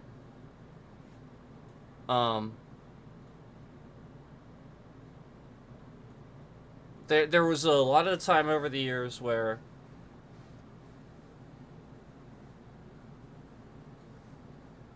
I would play a song, like, for example, like Nickelback would come out with a new album, and I would start playing it, and, you know, like, the friend I would have at the time would like, it was like, it would be somebody different. I wouldn't know, it wouldn't always be the same person that this would happen with. It's usually Nickelback, though. And this is where I started kind of noticing this. And it was before the whole internet craze kind of took over too with it, but I started to notice that, like, alright, so, like, I'd start playing the song and they're like bobbing their head, they're like, yeah, this is good, you know, like basically I just put something on that sounds really good, chunky riff, sounds awesome, and they're like, who's this, you know, because they don't know who it is, because Chad hasn't started to sing yet. And I'm like, well, who do you think it is? You know, they're like, I don't know, man. It kind of sounds a little like Metallica, but, you know, like, and I'll just, like, laugh so hard, like, and like, they'll be, like, listening to these heavy groups and stuff, and then Chad will just start singing, and you can just tell by the look on their face that they're so insulted that they even suggested some of these groups just because Chad Kroeger from Nickelback started singing, and they realize it's Nickelback. It's so stupid. The point is, don't do this. They rock just the same as any other group does. So own up to the fact, own up to the fact that there are certain vocal types of Chad Kroeger that when he slows it down, that you don't prefer, and that's it. That's just a critique and it's an opinion. That's it. That's all there is to it. That's what it is. It's the vocal style that you don't prefer when he slows things down. I can understand that. Yes. As a critic, I would even tell him that myself. I would tell him it's a little whiny. If he actually asked me my personal opinion, yeah, sounds a little whiny. That's why these guys don't like it. These are all big freaking... Some of these guys are actually goosed up on steroids. They go to the gym, listen to Disturbed and all kinds of new metal, and just... You know, like, that's the point. Like, these guys, they lift weights and you know, like, they're adrenaline people and stuff like that. So, like, they want They want to feel that. You know, they don't want some high pitched, you know, squirrely sounding voice. So to them, that's how it sounds. That's what they're doing in their head, instead of just rationalizing it's a different vocal style.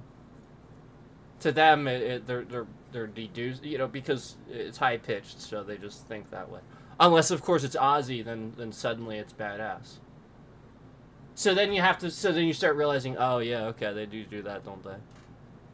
Yeah, they don't do it with Robert Plant, they don't do it with Ozzy, they don't do it with any of these guys over the years that, you know, it's like, no, you don't discredit this person. You know, like, that's the point where it's like, oh, okay, so there's these people that's safe to do it with. But, you know, you wouldn't dare do it with... So that's the point. They won't. So everybody just kind of gets in line. Oh, it's safe to discredit Nickelback, so we all just do it. And they all just like, this is the point. Everybody kind of has these collective things that they publicly disagree with, and that helps them with their cancel culture anxiety. They need to cancel things that they just simply disagree with, and it can't be okay for them to disagree in their own head. They have to make other people know it and feel it, and like that's what I'm kind of getting at, is that a lot of it started with this shit. You know, like with the concept of like bands like evolving their sounds and stuff like that, and then bands like not understanding that it's just the artist aging and evolving their brain and changing their mind too about the music they like, and listening to different genres and incorporating that. If anything, it's better. You haven't evolved. So that's the point. I think they missed that, obviously.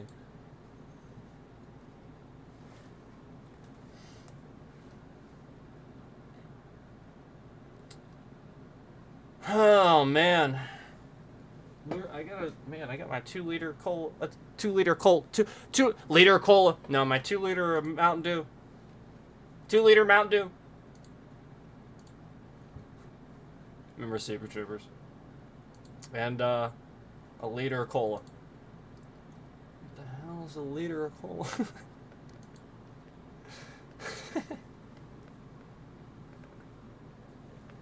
That was so, just for some reason, it was just so funny because, like, you know what I mean? Like, nobody goes into a fast food place and just orders a liter of cola. They order a small, medium, large. He just goes, liter cola.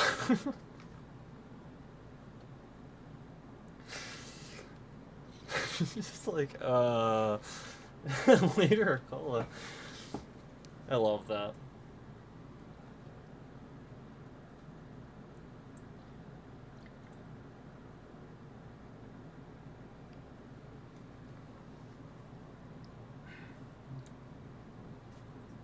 But yeah, Kendrick Lamar, I don't know anything about him. I mean, maybe he's good, maybe, I don't know. I just don't really know anything about him. I hope it's good. I hope the halftime show is good.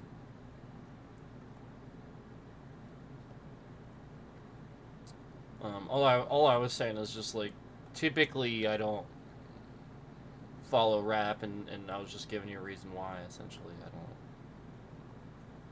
don't. A lot of the time, it's got to be a real artist that's doing that for me.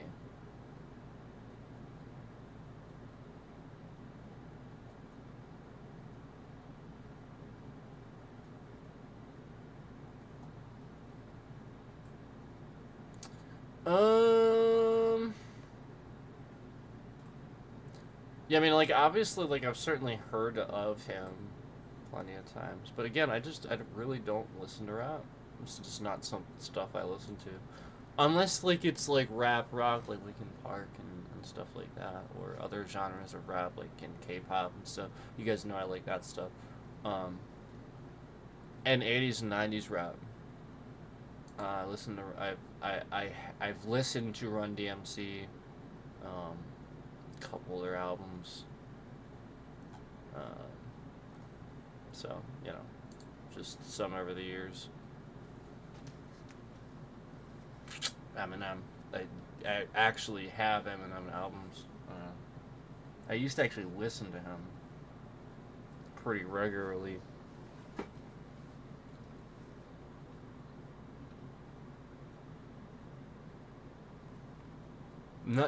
Hardly anybody else even comes to mind. Obviously, like there's a couple songs from like Snoop over the years I've listened to, and stuff like that. 50 Cent, he's good. No, 50 Cent. I'd put him up there as like one of the top. He's an artist. I mean, I know it's like crude stuff a lot of the time, but you can't deny what he did was an art form. I mean, like South Park does crude stuff too, but what they did was an art form. You can't deny it. So that's it. But he just sometimes it's just crude, and some people don't know how to look at it for what it is. Some stuff's just crude. Some stuff is just deserves to be thrown in the dumpster. But no, some stuff is still art, even though it's a bit crude. You might not like it. It might seem a bit much for you, but shitloads of other people resonates with them and recognize when you have something there.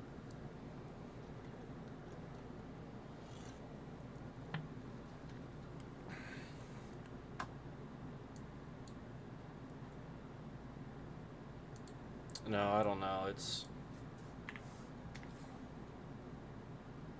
gonna go see here. I'm gonna see what's going on. You got a bunch of lives here.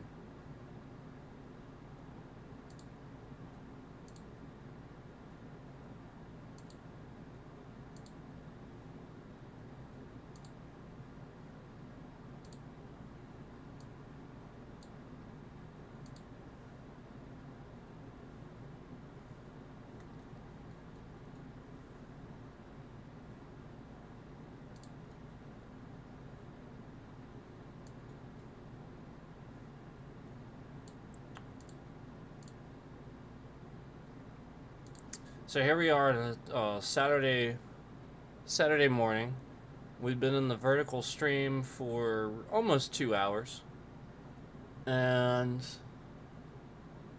here is the amount of views that YouTube...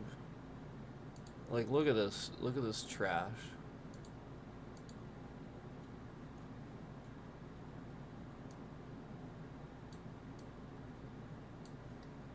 There it is. That's what this is what YouTube does to the channel when I don't show you what YouTube does to the channel. This is what they do.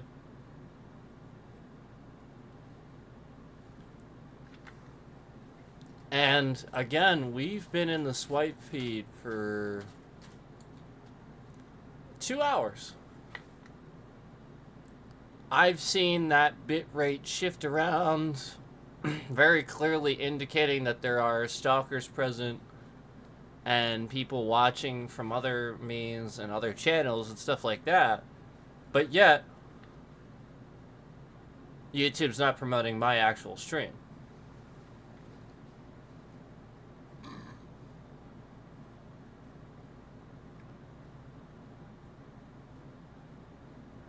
So there you go.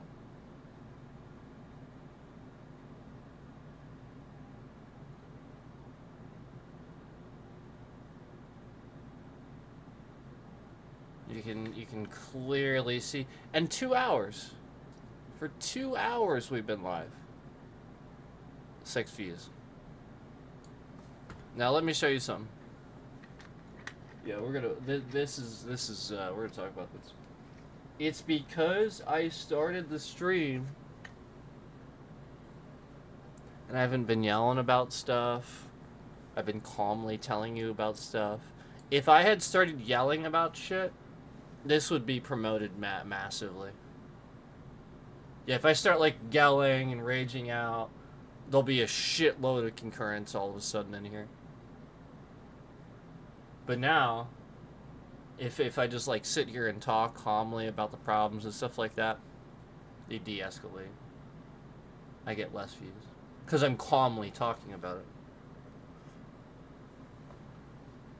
But again, if you rage out about it, then you get all these little spam accounts from all these trolls that want to make you look bad, trying to do that. Because the point is, you gave them that response, so now they're going to show up and do those things. So the point is, YouTube enables this dynamic by doing this, by not promoting the stream when we sit here and talk about the problems, talk about anything. And I even was honest with you and talked about the thing with Asmongold from the other stream. Yep.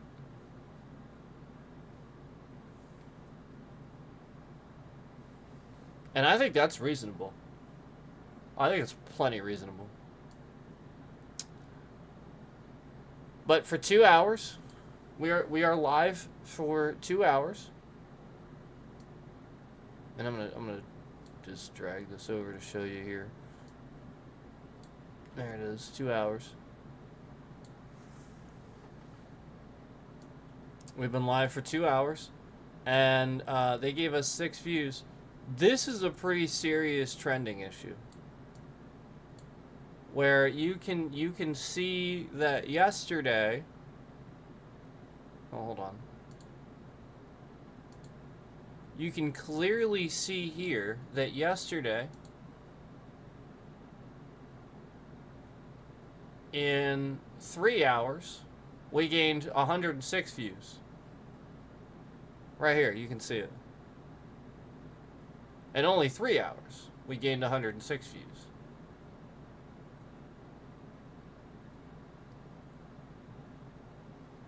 Okay, and let's see, another vertical stream here. Here we go. In a lot of these, here we go. Here's a vertical stream. This one, I gained 37 views in less than 2 hours.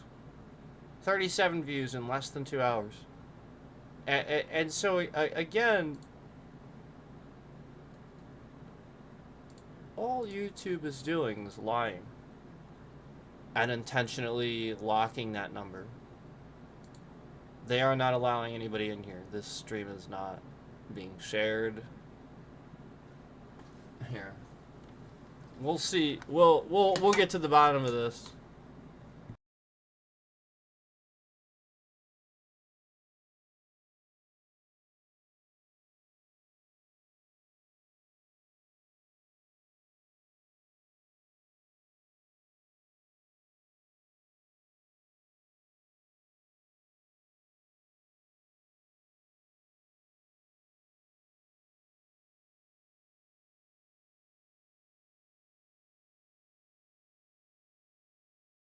By the way,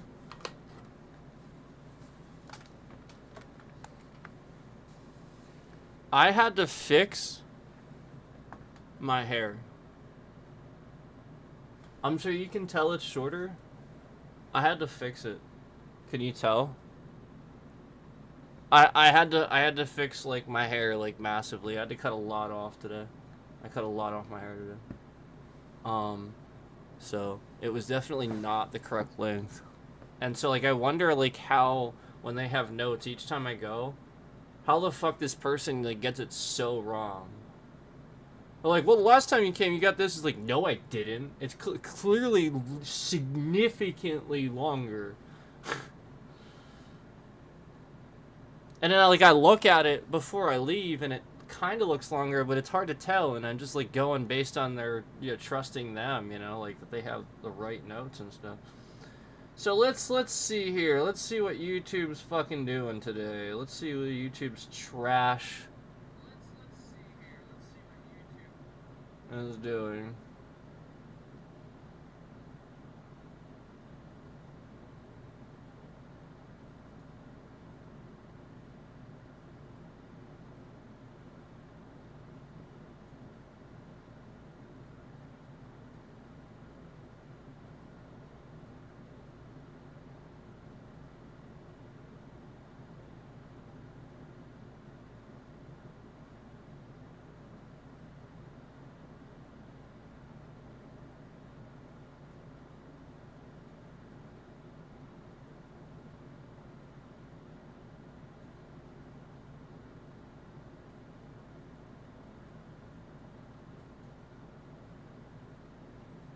Here we go.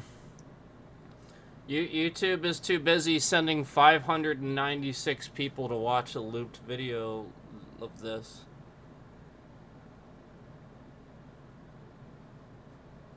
Yep. So instead of watching my stream, 596 people are watching some fucking looped video of somebody dropping a cane on the ground and somebody else pushing it, kicking it away and taking it away from them and yada yada yada. It's literally just a looped video.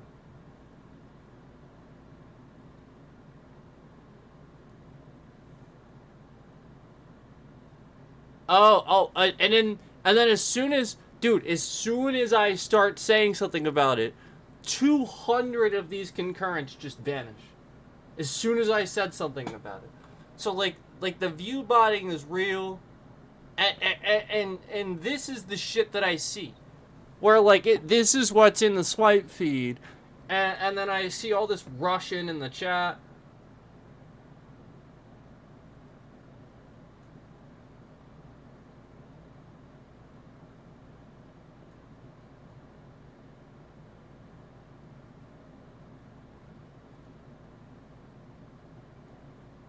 Yeah, like, this person has a channel for only like a year. This person has their channel for only a year, and they have 43,000 subscribers, and all they're doing is like literally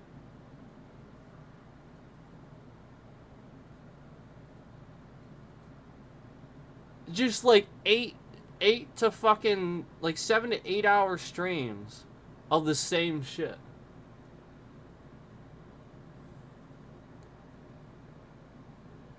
Shit like this. It's just looped shit. For 8 fucking hours. 549 people are watching this.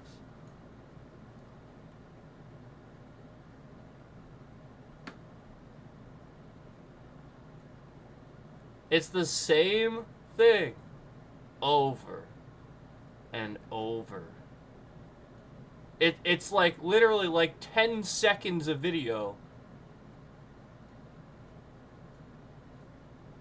looped. That's it. That's the end. Now it's starting over. We've now watched it twice. That's it. Should we go? Here's a third time. There it is. Bam. Oh, look. Oh, she's actually at the front of the line. Oh, how clever. Ha ha ha. It's just the same fucking looped shit for 8 hours. It's a scam. Right on YouTube. 43,000 subscribers in a year. And all their content's that shit. And they're view botting. What the like what a gimmick. This entire platform is a gimmick. It's a fucking lying fucking rich person club. This is the point. And they've been removing views and causing problems for me ever since I've been telling you guys about this. This is what YouTube does.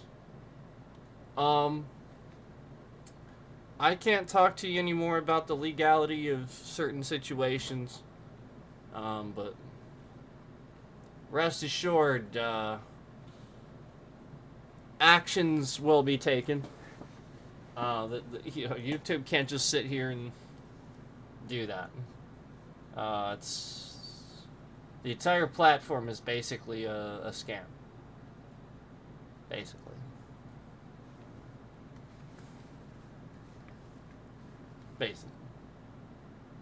Because, like, alright, you have to look at it like this.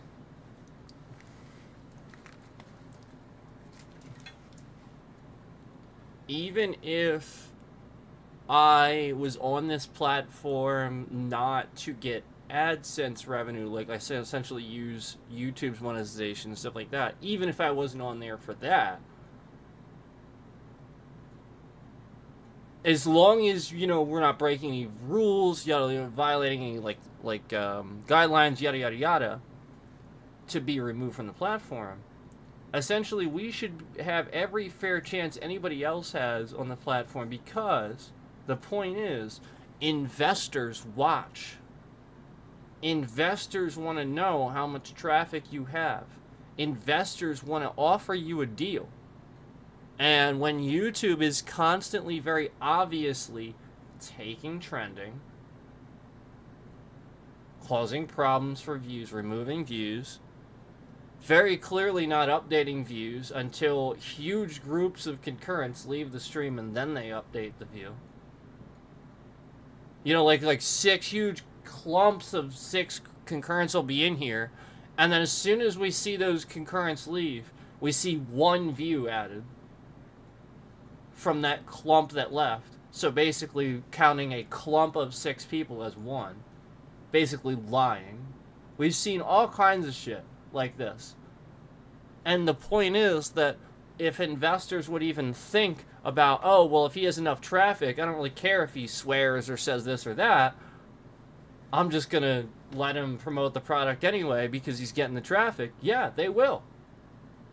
They won't fucking care.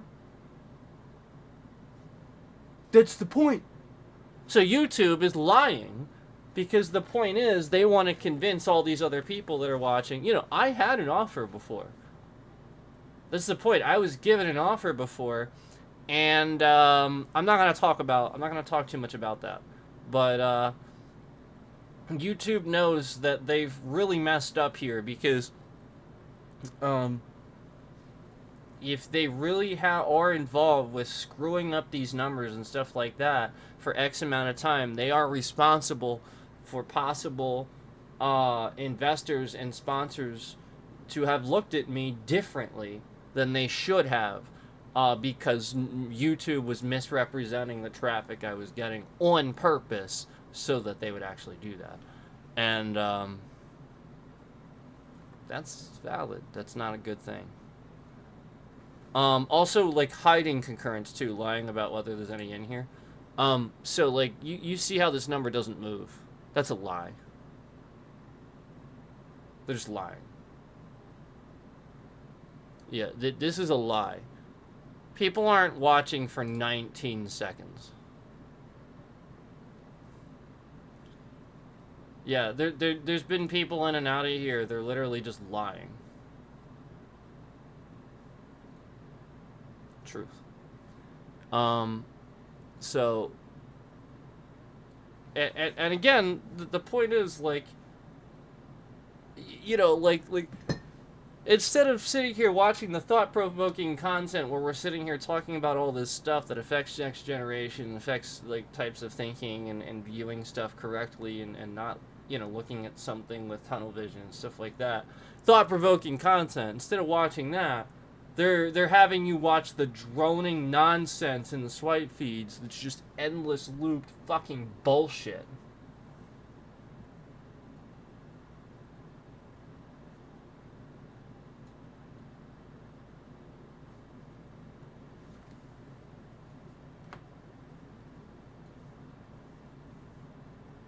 They want you to be dumb. They want you to be that way. They want that. The more I talk about it, the worse it gets. They promote content like this. It gets smaller, more compartmentalized, more copy and paste, more AI based, more just droning nonsense that doesn't have much value. And case in point, have you seen this number move at all? It's supposed to. Based on what I say and stuff like that, it's supposed to. Yep. So you know that. So, like, for example, if I say terrorist Donald Trump killing, knife, all these things, all in a row, you should see concurrence coming in here. Because it basically the idea is that I said a bunch of things that should have caused the algorithm to get a review and get at least the bots in here to review it. You can't say a bunch of stuff like that without getting some type of review thing or something like that. Case in point, nothing.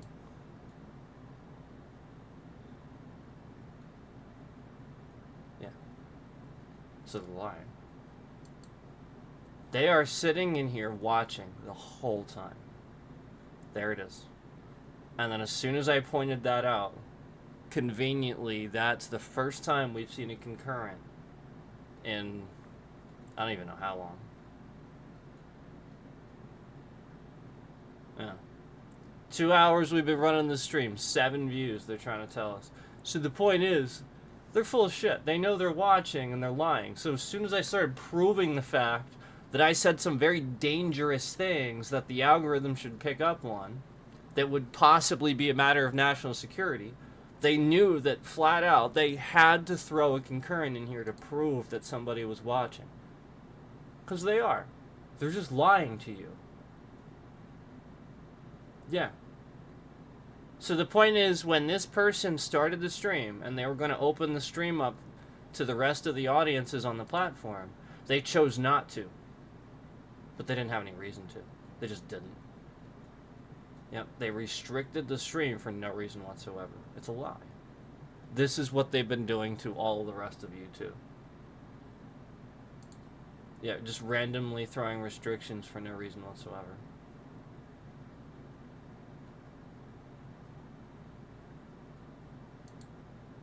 So, it's, your investors, it makes them look like fools. Makes your investors look like fools. Because they're just investing in the stuff that you have convinced them that they wanted. You're just lying. It's all prepared and predetermined. You're lying to your investors. I started proving this, and some people started really listening, and they really got very obviously pissed and started really screwing with my content after I started. Because that's the point. It does matter. This matters to investors, people that invest in content creators, knowing that the traffic should be what it is, and they should be able to see correct likes, correct amounts of likes, correct amounts of views, correct amounts of concurrence. And when that's not accurate, it's very clearly not accurate, it's very clearly not updating correctly, every single day, and every single day they cause this problem. And I've been proving that it's been happening, and it's not just me, it's happening with a lot of people, that they're just lying and they're getting better at hiding it. It's all predetermined. Yeah, that's the point. The investors won't invest in YouTube anymore. They won't. And the point is that slowly but surely I've been building something real off of the blocking anybody that's causing a problem, that's very obviously view botting, very obviously causing a problem, just here to troll, yada yada yada. Not real people. That's the point. And we built a whole community on real, and all these content creators that can't build a real community, they do it by lying, buying bots behind your back so that you think that there's real people watching. You think people want to watch them. But really what they're doing is they're buying a bot package, they're buying a view package, so that way they can get a bunch of concurrence, so that way you start watching, they can get trending, and they can lie to you about their concurrence. Thus, they get started. I never did that. Nope. Yep, I did it real. Never once did I do that. There so many times I had to sit here in the beginning streaming to no one, learning how to do that, starting at the bottom. And I did it. I eventually worked up, and then I realized that people are going to steal your audience. People are going to do things intentionally to steal and take from you. So you don't help people. You don't do that. That's why. People will fool you and try to make you think that you should help them, and then they'll try to. The point is, if you sit there and you say you don't want to help them, that's actually good for them. Then they can sit there and be like, oh, that guy didn't help me. That guy didn't help me. He's just mean. He doesn't help people. Yada yada yada. And they can just use this forever to try to get that boost from, oh, this person didn't help me. This person was mean. Yada yada yada. They can just use that forever. That's a scam. That's what a lot of people are doing these days. That's all they're doing. They're canceling somebody to use that forever. Yep, so that in your brain, this person now canceled that person, like, showed you the light, essentially. No. Really what they did was they meddled. And they should just leave well enough alone and mind their business. And if they can't build their own audience, then they don't deserve to be on the platform. You know, like that's the point. You have a lot of these people that they're gaining what they're gaining by stealing it from somebody else, and you know, like gimmicks and stuff like that. So again, over 500 people are watching this. Again, this content creator, 43,000 subscribers, made his channel a year ago, and all he's doing is streaming stuff for 8 hours on looped end of segments of clips of like 10 seconds long. It's just like 8-hour streams, just looped. He's got 500 plus people watching this at a time, 500 concurrents at a time, and this is the swipe feed.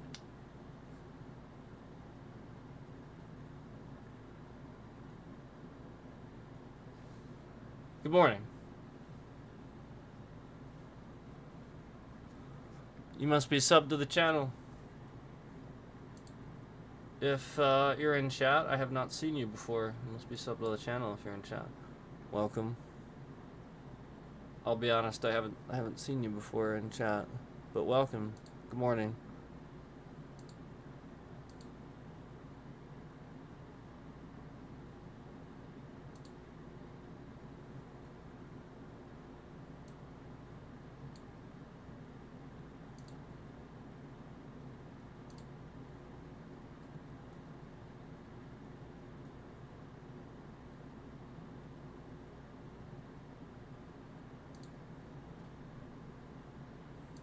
Anyway, guys,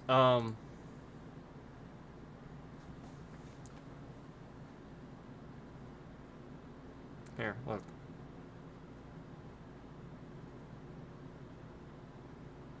This is still live.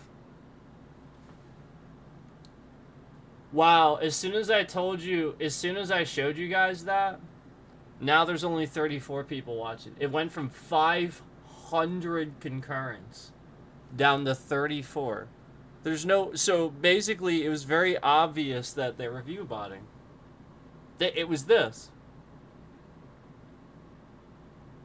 And again, it's just 10 seconds looped for hours and hours and hours and hours and hours and hours and hours and hours, just that. And over 500 people were watching it. And now there's like 42. I mean, it's still decent bit of people watching it, but the point is, like,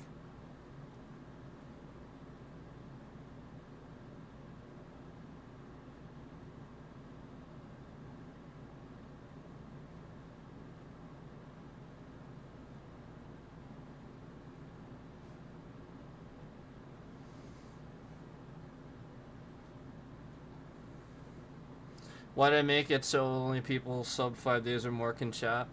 Because I have a stalker that's stealing like pictures of like my family members and making like accounts with them, and he's like coming in chat, like pretending to be them and stuff, typing in chat. So it's just not safe. It's really not safe. And so like this weird person is just constantly making like all these different accounts using like these people's like real names and stuff and their real pictures.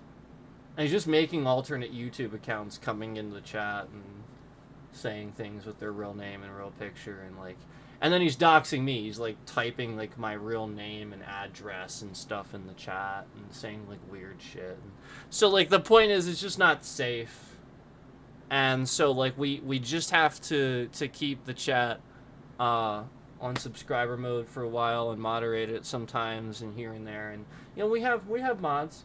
So you know, the days that I see the mods in, you know, a lot of times I'll loosen up the chat and stuff because we have the mods in here to moderate a bit more. But you know, like it's just honestly, if somebody wants to chat, they're gonna subscribe and wait the 5 days like you did anyway. So thank you for doing that. Thank you for supporting. I appreciate it. But yeah, that's why we do that. It is a pretty serious thing. I'm documenting, I'm screenshotting, I'm following it, but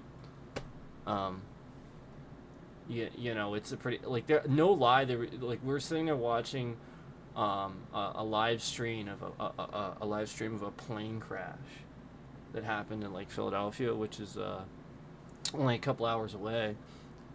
And this is how crazy he is. This is how often he watches. As soon as I started watching, I started seeing him typing in that live stream chat, in like NBC's live stream chat with like 1,200 people watching. He was like doxing me, my address, my real name, like right in there and like spamming it in chat for like just everybody to see. And like that's how fucking nuts this guy is. Like so like you got to be understanding with that. Like, is essentially like he just any second that he gets where it's there's no moderation, he's just gonna take advantage of that. So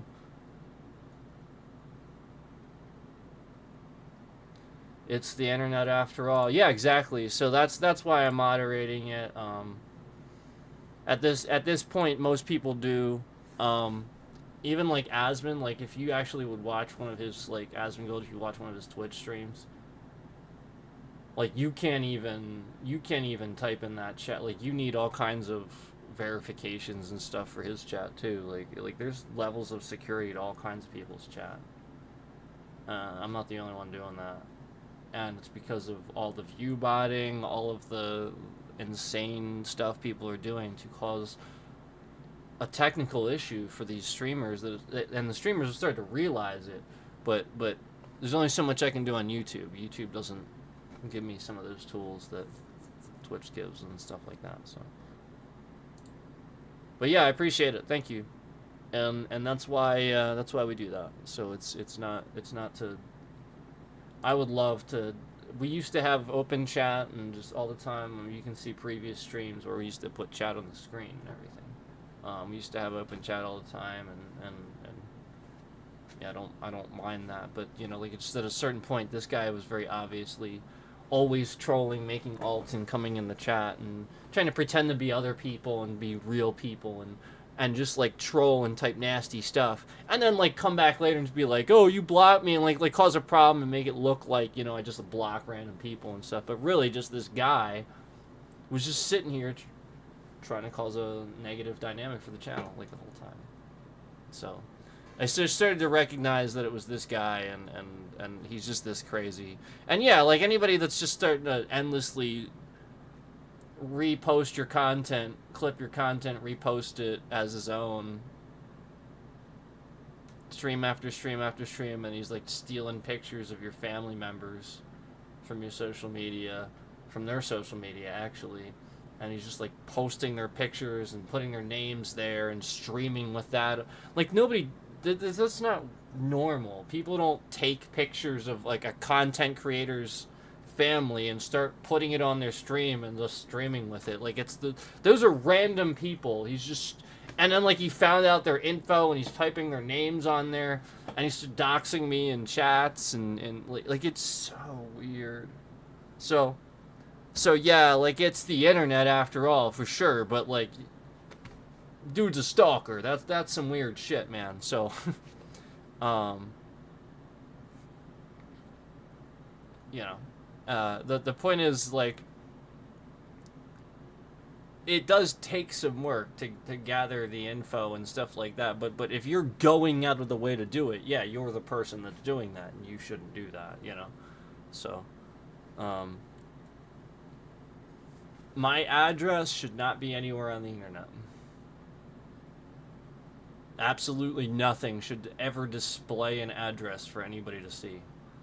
So, don't know where he's getting that from. Never put that out there. Never once revealed that. Never accidentally did it.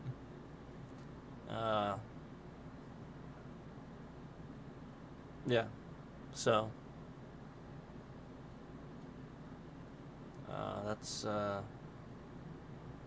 that's what's going on. Just to let you know. So, anyway, I had to fix my hair. My hair was like, no lie, way too long. Whoever cut my hair this time, like there is no way it was as short as they cut it. Like, there is no fucking way. Like, I had to cut off so much hair, and I think I actually still need a little bit of work there's still a little bit of work I have to do with it. I have to even it out a little bit, but like I was cutting off so much hair today, and the point is, like, yeah, now it actually looks like I got a haircut. It really, like, it just kind of looked like I styled my hair differently. Like, she didn't really cut off that much hair. And the point is, I don't want to be going to get a haircut every month. I want to go every few months. I don't want to have to go back all the time. I just, like, I want it short. I want it, you know, nice and neat and all that. So yeah, like, when it was already, like, folding over to the side, I knew it was just way too long.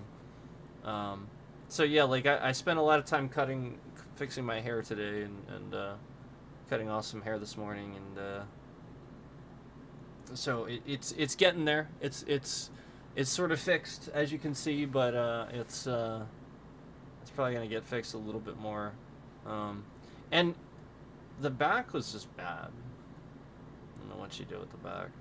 Hopefully I can figure it out, but the back is very uneven. Yeah, she really messed it up.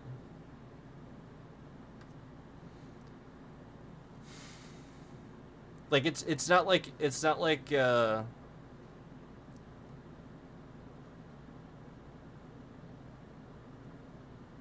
I don't know. It's like I said before, I don't know how, when the place takes notes on how long they cut it last time, I don't know, like, why that's so difficult and why it seems to be a problem. And like, I get that, like, I can say something before I leave when they're holding up the mirror to show me. I get that. But sometimes it's really hard to tell because you're sitting far from the mirror. And, you know, like, it's the sort of thing where you gotta, like, put your hands through it, and you gotta, like spike it up, maybe look at it in a different light, get close. And so sometimes, like, it just looks fine, obviously, at the time. Sometimes I have corrected them, said, no, actually, could you cut it a little shorter? Sometimes I have, but, like, really, a lot of the time, it looks fine, and then I find out after I leave, damn it, it's too long, or, you know, like, I have to fix it, or just, like, it's bad. And that's the issue, is that you know, like, I just don't realize until later, unfortunately, sometimes. So yeah, this past, like, again, I just got my hair cut, and definitely did not cut it short enough, and it was, in my opinion, pretty uneven. Like, just the way that she cut it, like, just the way that it looked, it's not how I cut my hair. I've never had my hair cut like that. And again, the point is, when they have those notes to see that, and I go every time, I don't know how it's so hard to understand. So the point is, I started, like, showing them a picture of what my hair should look like and how I normally get it cut. 2 times ago, I stopped doing this. So the last time I went, they cut it slightly different because I didn't fucking do that. So the point is, they're bad at cutting hair. Some of them are just bad at cutting hair. They look at the notes and they go, oh, this is what the notes say, and then they don't cut it. They cut it wrong based on the notes. They have to see a picture. Yes. They cannot cut hair based on notes. That's my point. So what I started to recognize is that I just need to show them a picture every time I go. And then they're going to be like, you know, notes or something like that. No, I'm going to show you a picture because flat out, that's the point. 2 times ago, I stopped showing them a picture. And this lady was saying, oh, same as last time. Yep. Okay. Well, then the previous time was when they did it bad. So they updated those notes or something like that. And I just don't know who's doing this. Where it's not as... literally, this is such a simple haircut. It is so basic. It is so basic. Leave it a little bit longer on the top. Basically buzz the rest. Fade the sides. It's so fucking easy to do. It is so fucking easy to do. So I don't understand why it's that hard. And there's a lady that does my hair so perfect. And there's times, like, she was there, too. Like, she was there, too. Why didn't I get that lady? Why do I always, like, get these people that just clearly don't know how to cut hair? Like, I'm not trying to be mean, I just...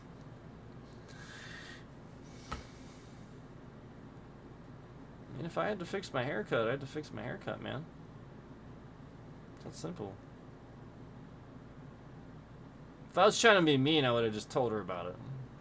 I would have been like, it looks like shit, you know, like I would have been mean about it. That's the point. I'm trying not to be. I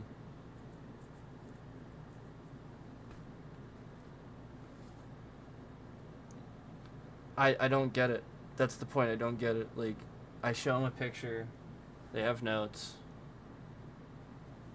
How?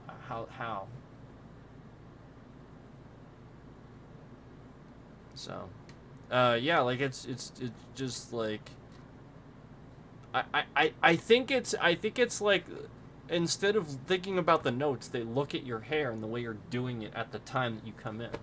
So just because I came in and my hair is like pushed to the side a little bit. No. My hair grew out and now it's so long I'm fucking pushing it to the side. So just because I push it to the side, now you're cutting my hair like that? No, fucking look at your notes, damn it. So, like, this is the point. Like, I get this question sometimes. Do you push your hair to the side? Do you normally do that? Why are you fucking asking me that question? You know what my hair is normally like in my notes. Why are you asking me this question? So I started to notice they asked me that question. So somebody is additionally adding these notes and thinking these things outside of the box when they fucking shouldn't be. Cut my fucking hair the way I tell you to cut my hair. It's that simple. Stop trying to be creative about other people's fucking hair. Cut my hair the way I want it cut. Like, or I'm not fucking coming back. I'm so sick and tired of this shit. I almost stopped coming twice before. I should just stop.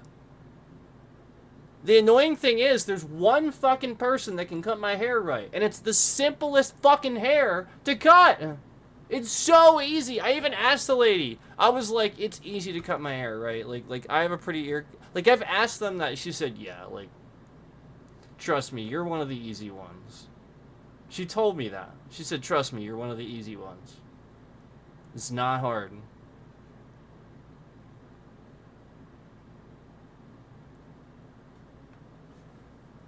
I even think that. That's the point, like, I even think that. Like, that's the point. I have to fix my hair, so I'm starting to learn how to cut hair just because I've had to fix my hair so many times. That's the only reason I know these things. I like, that's the point. I never really cut hair before. I'm starting to learn the sheer amount of times I've had to fix my hair from an incorrect haircut. That's terrible.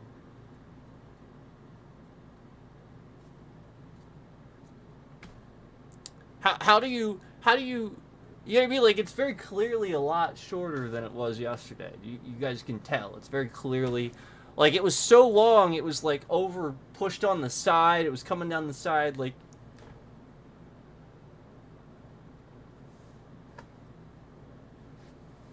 I don't understand. Like, what's so hard about? So yeah, like the point is, I'm just gonna show them picture. And if then they can't do it, we got a problem. But no, the point is, every time I show a picture, it fixes the problem. That's why I'm trying really hard to be reasonable and note that the fact that it's not like it's a miscommunication. Somebody somewhere along the way, it really is freaking doing that with the notes. They're literally going in there. Oh no, he wants it this way, even though I'm not fucking telling them I want it that way.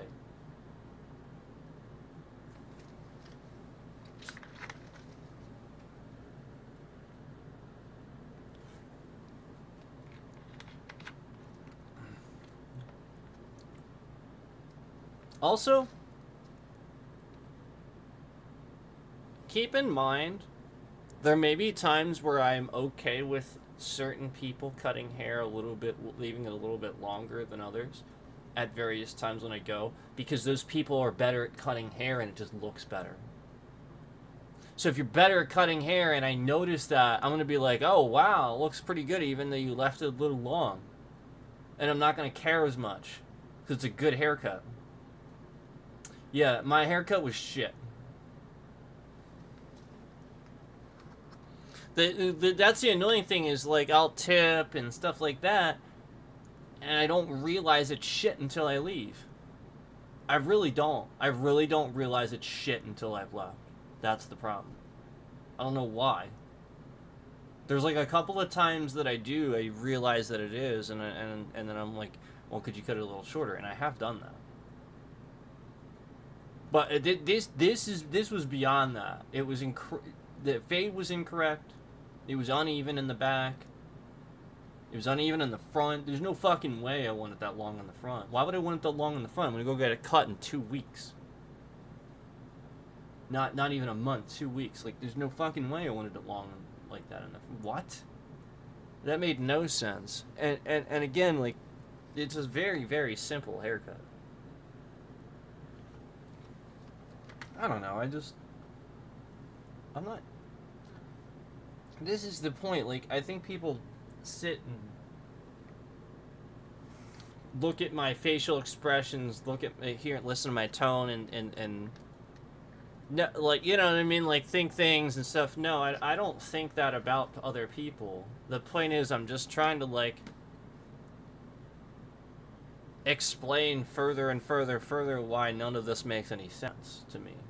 That's all. I'm just trying to give you so many points of why, you know, further why this doesn't make any sense to me. It's not... I don't think ill of people or anything like that. I know people probably think that... No, even like, when I, call out ignorance and stuff like that, the point is to educate and hope people just get smarter and kind of, like, figure stuff out and do a little bit better next time, and that's all. It's not to grade you in my head or anything like that. That's what other people do. That's the problem. People do this. They just, like, grade people. No, fuck, that's wrong. Don't do that. I don't do that. You know, like, that's the point. Like, I'll call out Asmongold and call him names and stuff like that and be upset with him because he did something. Because he said something that made me feel that way. And he was kind of being that way. So I'm going to call it out and I'm going to say those things. Doesn't mean that I hate him and that I won't forgive him tomorrow. Because I have. It is what it is. I've moved on. Like, the point is, like, everybody else does that. So therefore they put that on me. And other people that don't do that. So the point is that forgiveness, forgive and forget is the sin, the thing that, not doing that is the sin. You know, like, the point is, like, nobody does that anymore. Nobody knows how to let go of shit and move on. So I don't carry stuff around. As long as you do better next time, I'm not gonna sit here and carry it around, resent. You know, it's not me. Not at all. Just want you to do better. That's it.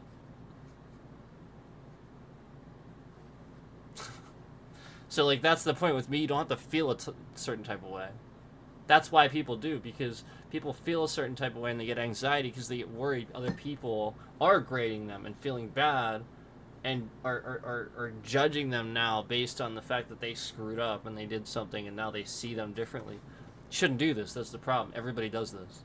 Stop fucking doing that. Give people infinite opportunities to do better. People will fail. Every day. Every day. So when people are infallible, when they're incapable of perfection, why the fuck don't you give them more chances in life? You give somebody one chance, twice. Interesting. It's not how the world works. Yeah, like, how many chances have you all given Windows 10? Windows 10 is the absolute complete fucking failure of an operating system. It's trash. Yet you all continue to use it. How many other things do you give these chances to that you continue to use throughout the years and stuff like that you could rationalize that you should have walked away from, yet you give infinite chances to and you allow people to update and fix and yada yada yada because you need that thing. Suddenly you don't want to give infinite chances to somebody or a person because you don't need them. But yet you'll do it with objects and software. See, that's what's fucked up. I would rather give infinite chances to something that matters, people, and put my stock in people to do better. Call them out.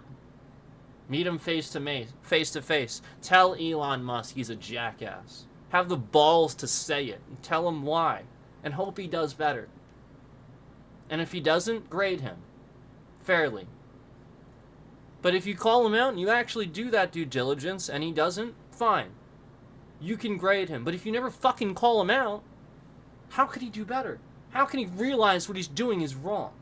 Just like every day that you don't call out Donald Trump for the fucking tariffs and you just let him do things, how does he know?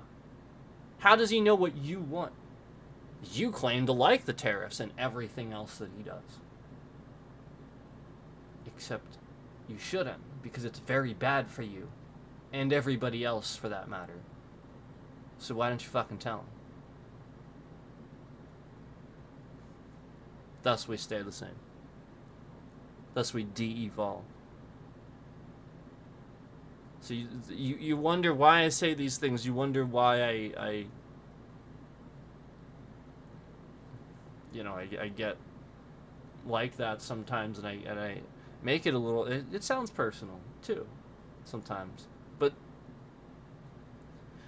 yeah, it has to, because the point is, it has to drive the point home. It has to make the person feel, yeah, okay, I can see where he's coming from, and truthfully think about what they're doing.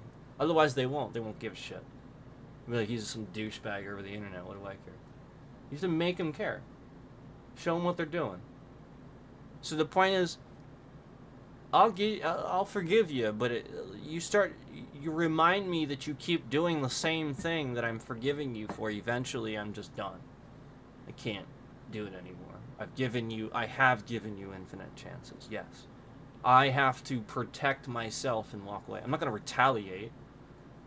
Unless you harm me, then I have to defend myself. But the point is, yeah, I got to walk away from that now. Because you've given you infinite chances to fix the thing that's a problem. And it's causing a problem for me now. So now I got to walk away. But the point is, if I feel like I've given you enough chances where, like, I've seen a pattern now where you're really not trying, you're just kind of sort of staying the same, and it's not really getting any better. Yeah, all right. That's when I walk away, and you know, it's very easy to tell this with certain things in life. So this is why, like, with Trump and stuff like that, like, I never understand why you guys don't actually. Well, that's the point. You don't know what you want. He tells you what you want. That's the problem. You need to know what you want in a politician and what you're voting for. Don't let him fucking tell you, because now he's going to sell it to you. He's going to cause a problem and sell it to you. That's what he's doing. That's all he's doing. He's creating problems just to solve them for you.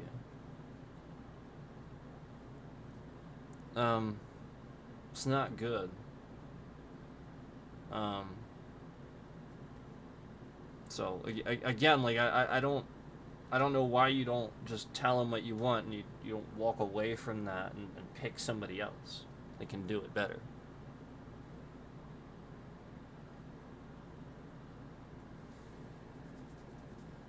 That's it. If Elon Musk cared about offering homes for people that were affordable, he would do it. We would have it.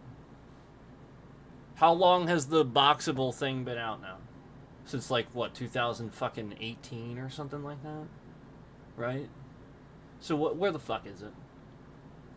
No, that again, that is just another company for him to make money off of. That's all this was. He's gonna sell them to like third world countries and shit like that, where, you know, they have shacks and stuff. That's what he's doing. He's taking advantage of that. The reality is you need to realize that they weren't for now. Elon Musk wants to take over. He wants to dumb down society, and he wants to create a society of people that live out of these fucking little things and accept minimalist outcomes, because that's what he can do. The point is, he showed us all that when he thinks that everybody should listen to his opinions and be forced to listen to his opinions and forced to do what he says, when he fucking couldn't take that Twitter was talking about him and shit like that and then ban him. Then they ban him or something like that. And he just buys the company and lays everybody off, and then starts deleting Trump's old tweets so you can't see how illiterate the guy was before he hired a speechwriter.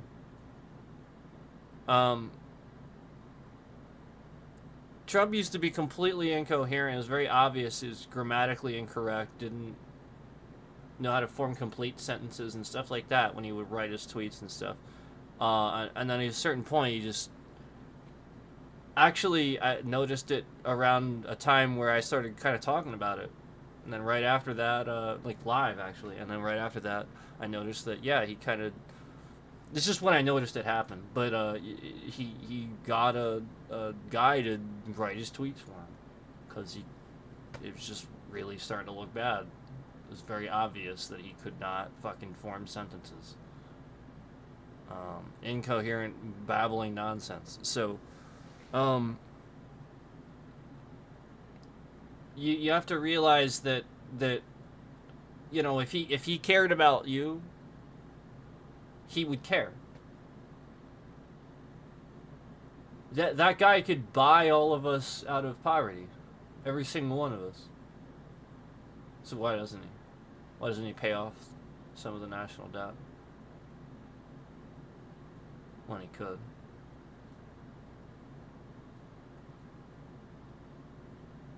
Yeah, why doesn't he subsidize and liquidate and try to pay off the national debt? Oh, right, because instead he's too busy shutting down entire government organizations. Right, okay.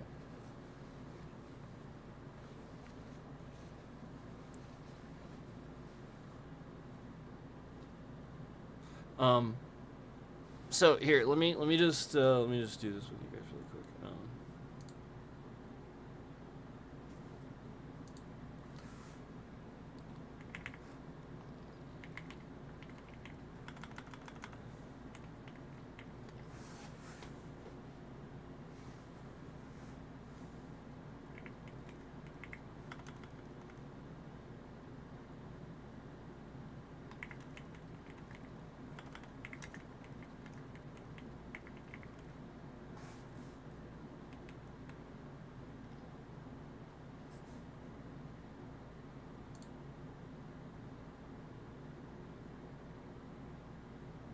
Okay. Here we go. Here we go. I'm gonna ask a question here.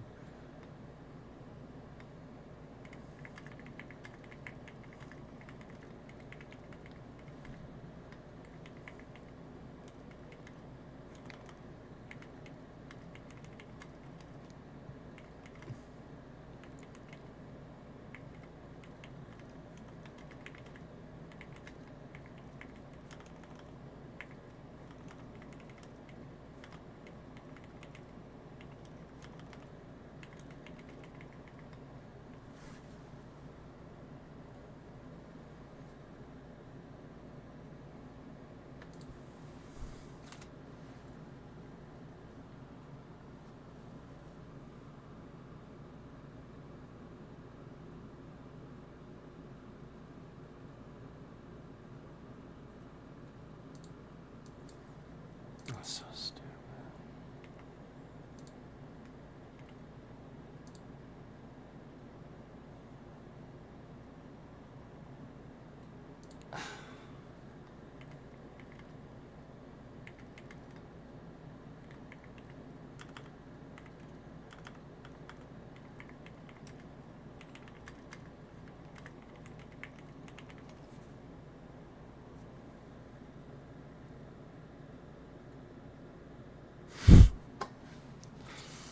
Yeah,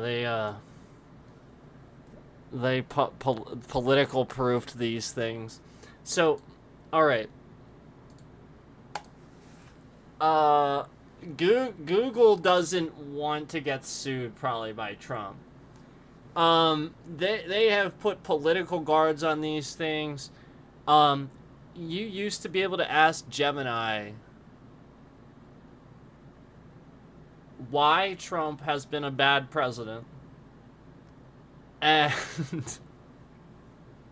like it's just so bad.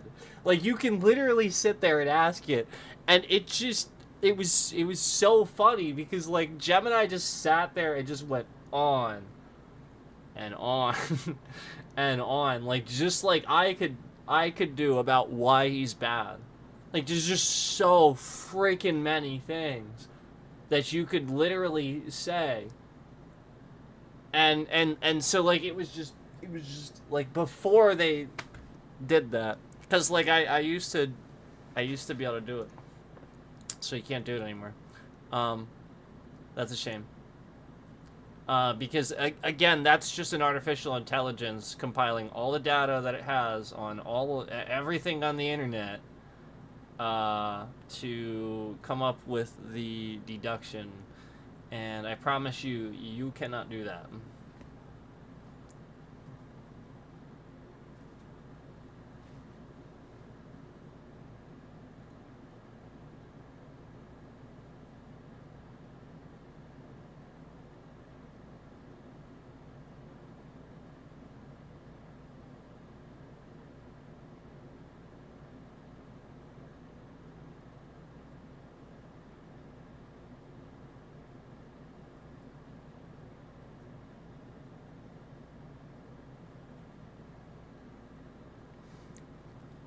Sorry, I was just responding to something.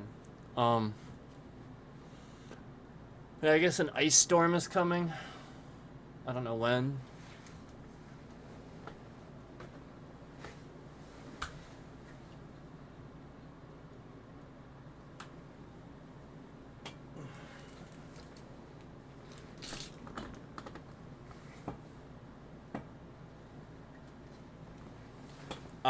Anyway, guys, I'll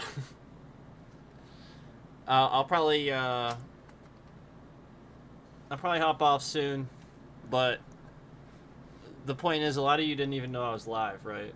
A lot of you are just coming in now because you didn't even know I was live for the past 2 hours, 3 hours, basically now, 3 hours now.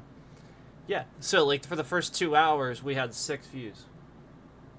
YouTube wasn't telling you anybody. They were trying to hide it.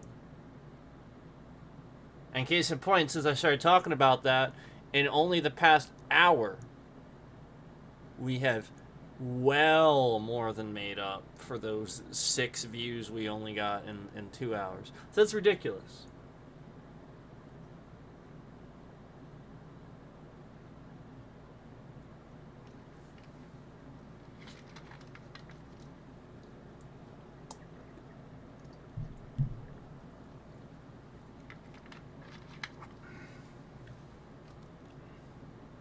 Time for food.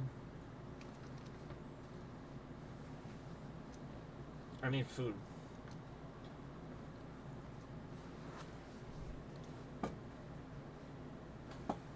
It's time for food, I think.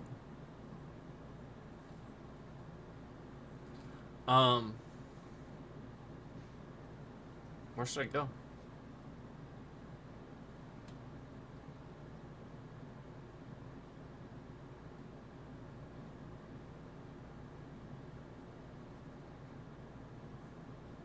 Where should we go?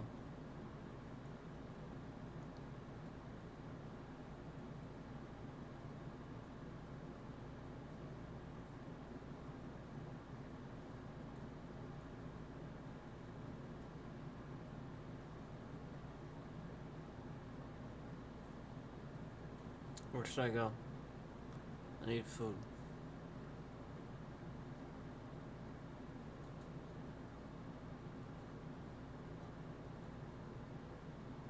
Should I make something?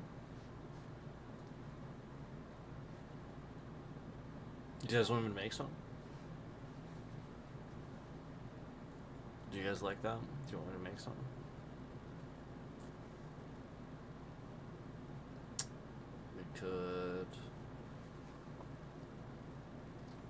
I could make hamburgers again. I could make steak. I could make... I'm just trying to think of something more interesting. Those are the two things I usually make. Is meat, you know. I like meat.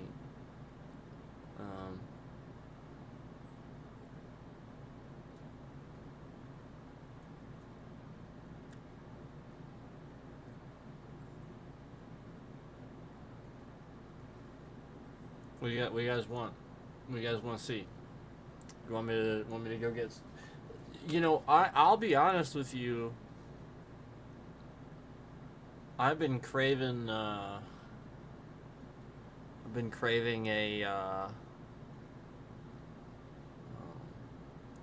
ever since I couldn't get one.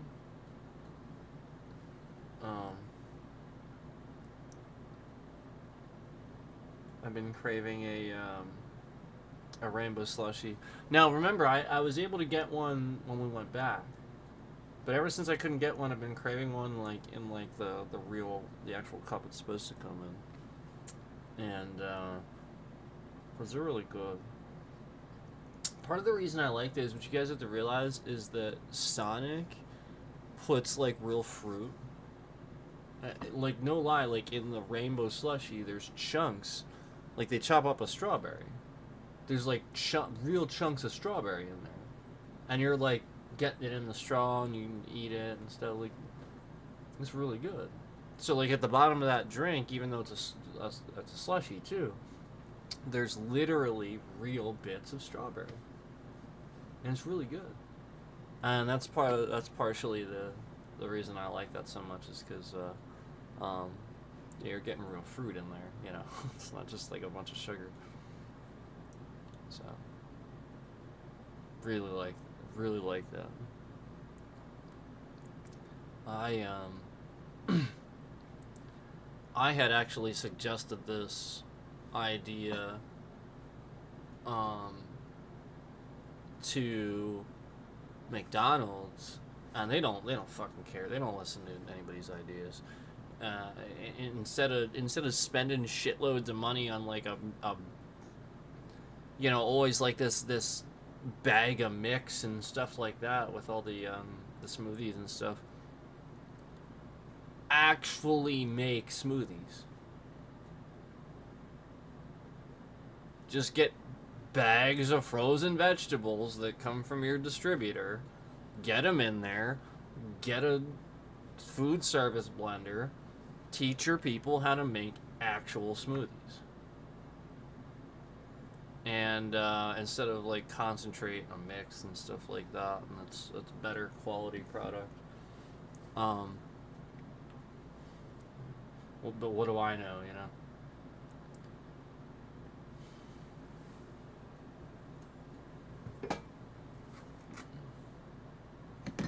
They got too much shit in the menu anyway.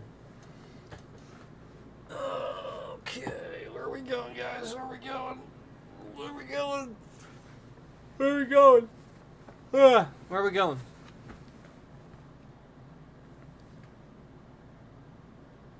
Where are we going? To get food.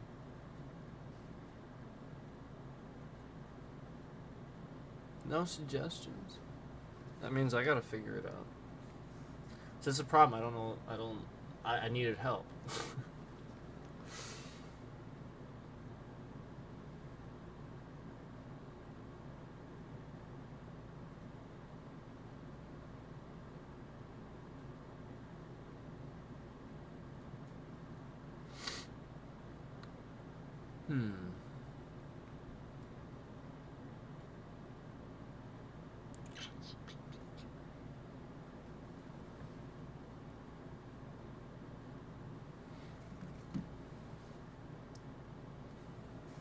I look forward to the days when it's warm and we can eat outside again. Because,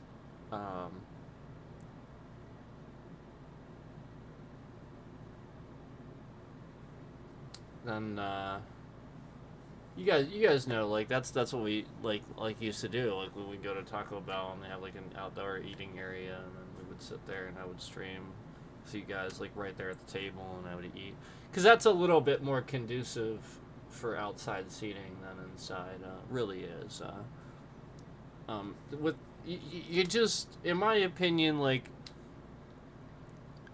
outside, yeah, like you run that risk anyway. There's fucking cameras everywhere. There's people everywhere. Like, it's just outside, man. But, like, yeah, inside, you're in the building. Like, you don't fucking record. Like, unless you're like where, like, that one place where I have my back to, like, a wall and, like, all you see is literally just the wall. There's no possible way anybody else is getting in that frame. That's not harming anything. That's not harming anything. That's not harming anything. As long as you keep your voice down and you're not being disruptive, that's the main thing.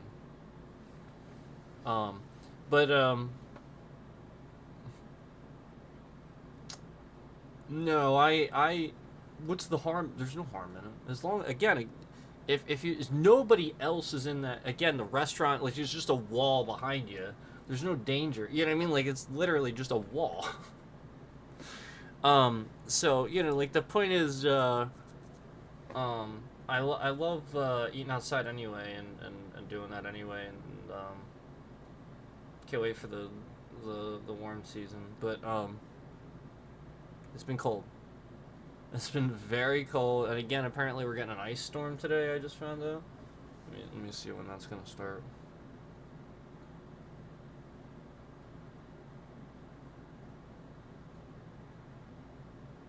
Ah.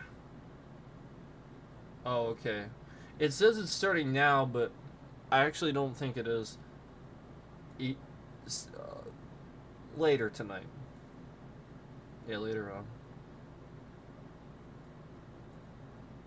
Yeah, that's a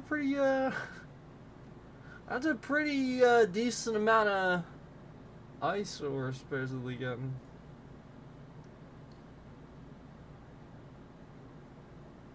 So basically, we're gonna get freezing rain from like 6 p.m. to 1 a.m. Just like shit, man. Freezing rain from 6 p.m. to 1 a.m. and it's about 29 degrees. Yeah. So that's ice. That is ice. So anyway, yeah, I gotta figure out what we're doing. Let me get off here. Appreciate you watching. Thank you so much. Thank you for your support. Thank you for asking about the thank you in chat for asking about why the restriction and not assuming things. Thank you for asking. Appreciate that. It's for your protections, for everybody. Like, the point is to have moderation to it and stuff like that, you know. Should be a safe platform. So, anyway, thank you for your support again, and we'll figure something out here. I gotta get some food. I'm hungry, and I don't really know what I want, so I gotta figure that out. So I'll talk to you guys soon. Also, by the way, I wanted to talk about really quick before I go. That right there, if you're wondering, like, oh, that's really cool. Okay. I agree. Okay? That is cool that I can do that. But the Xbox should just do that. It shouldn't cut off the sides. It should just show the picture. Why is it cutting off this? Why is the Xbox Series X such a piece of trash with so many things? Why does it do that? Like, why can't it just show the fucking thing? Why is this so hard? Why? Like, why can't it just fucking show the image? Why does it have to cut off the fucking sides? Why? So, this is what most people realize about the Series X, I think. When they get it and they see other people with it, there's just all these little fucking things that go wrong with it. And they're just like, yeah, I don't want to deal with that shit. What the fuck? Like, why?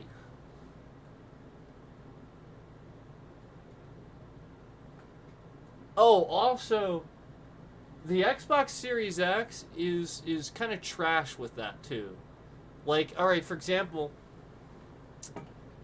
it doesn't have its own Blu-ray player. Like, again, it does, but you have to download the Blu-ray app just so that you can play Blu-rays.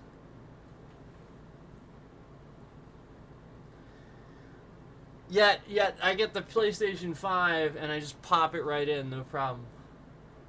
Oh, and by the way, the person that lied to me in comments a while back, I was able to prove that you're a liar. This person tried to tell me, so I started pointing out the fact that every single vertical stream I do, the Xbox Series X on the YouTube app takes away the top resolution. Just takes it away. Every single vertical stream. You cannot see the top resolution or view it on the Xbox app, on the YouTube app. Can't do it. Takes it away.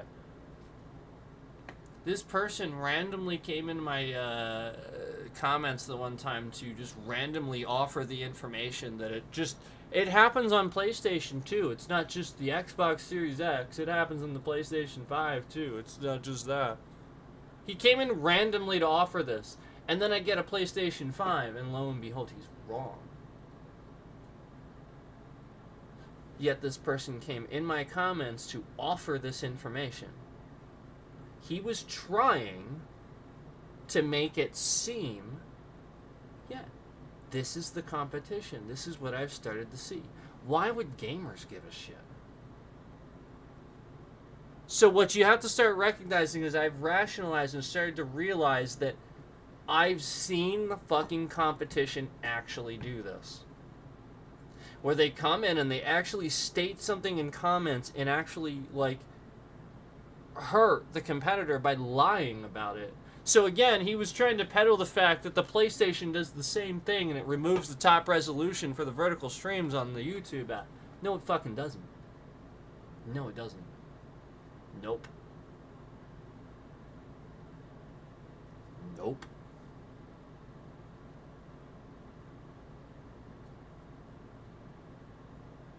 PlayStation works just fine.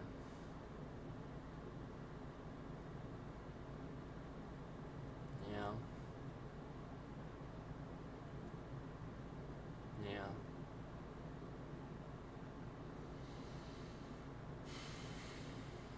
So, why did he offer that information?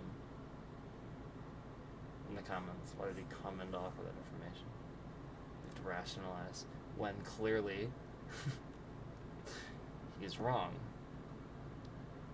So, either I'm right and YouTube is sitting here and actually harassing everybody, removing features, taking away your top resolutions from your vertical streams on your consoles so that you can't. Either I'm right about that, or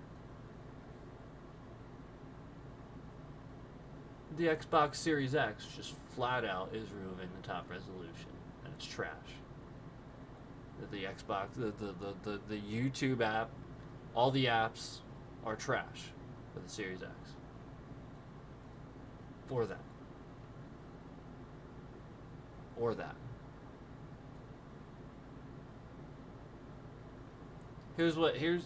I'll leave you with this. Does YouTube make each developer for their app, for that version of the app, responsible for maintaining the app? Or is it YouTube's responsibility to maintain that version of the app? That's what you should be asking. Whose responsibility is it to maintain the version of the YouTube app on whatever device it's on? Is it up to that developer and that company? Or is it on YouTube? I actually don't know. That's the point. I actually don't know. And this is what you need to figure out, and what you need. A lot of the time, that's tough to figure out because you have to kind of work for the company to know. This is a key piece of information. If you can figure it out, you have your answer. It's causing a lot of problems. YouTube app runs very fucking broken and differently on every device I have. Rationalize that a little bit. Okay. So, I'll leave you with that, as I said. And just wanted to throw that out there, that I think that's ridiculous. That by the way, it's a resolution issue. Yeah, so like this is a media player app. And there's no fit or stretch or whatever like there is for Windows. So therefore, because that's a resolution different from something else, it does this. Because again, the media player app for the Xbox Series Trash X doesn't let you go fit, stretch, center, whatever. So thus, different resolution. It's got to be like exactly. Oh, and by the way, that's 4K.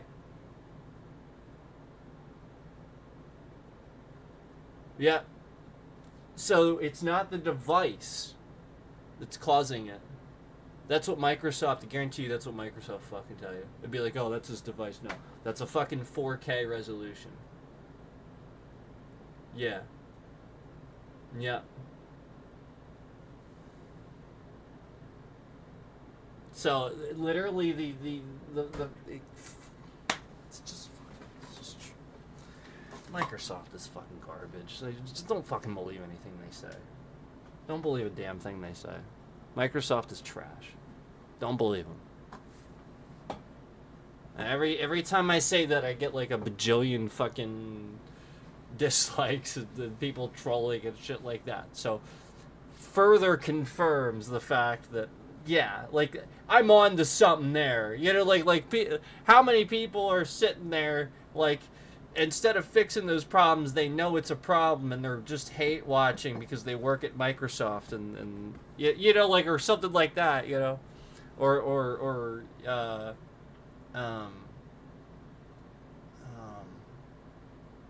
you know, they have a Microsoft product and they deal with it too, and you know, they don't want to admit it, or so, yeah, they're in denial or something, you know, like, in my opinion, that like, I just see it a million times. But anyway, gonna go.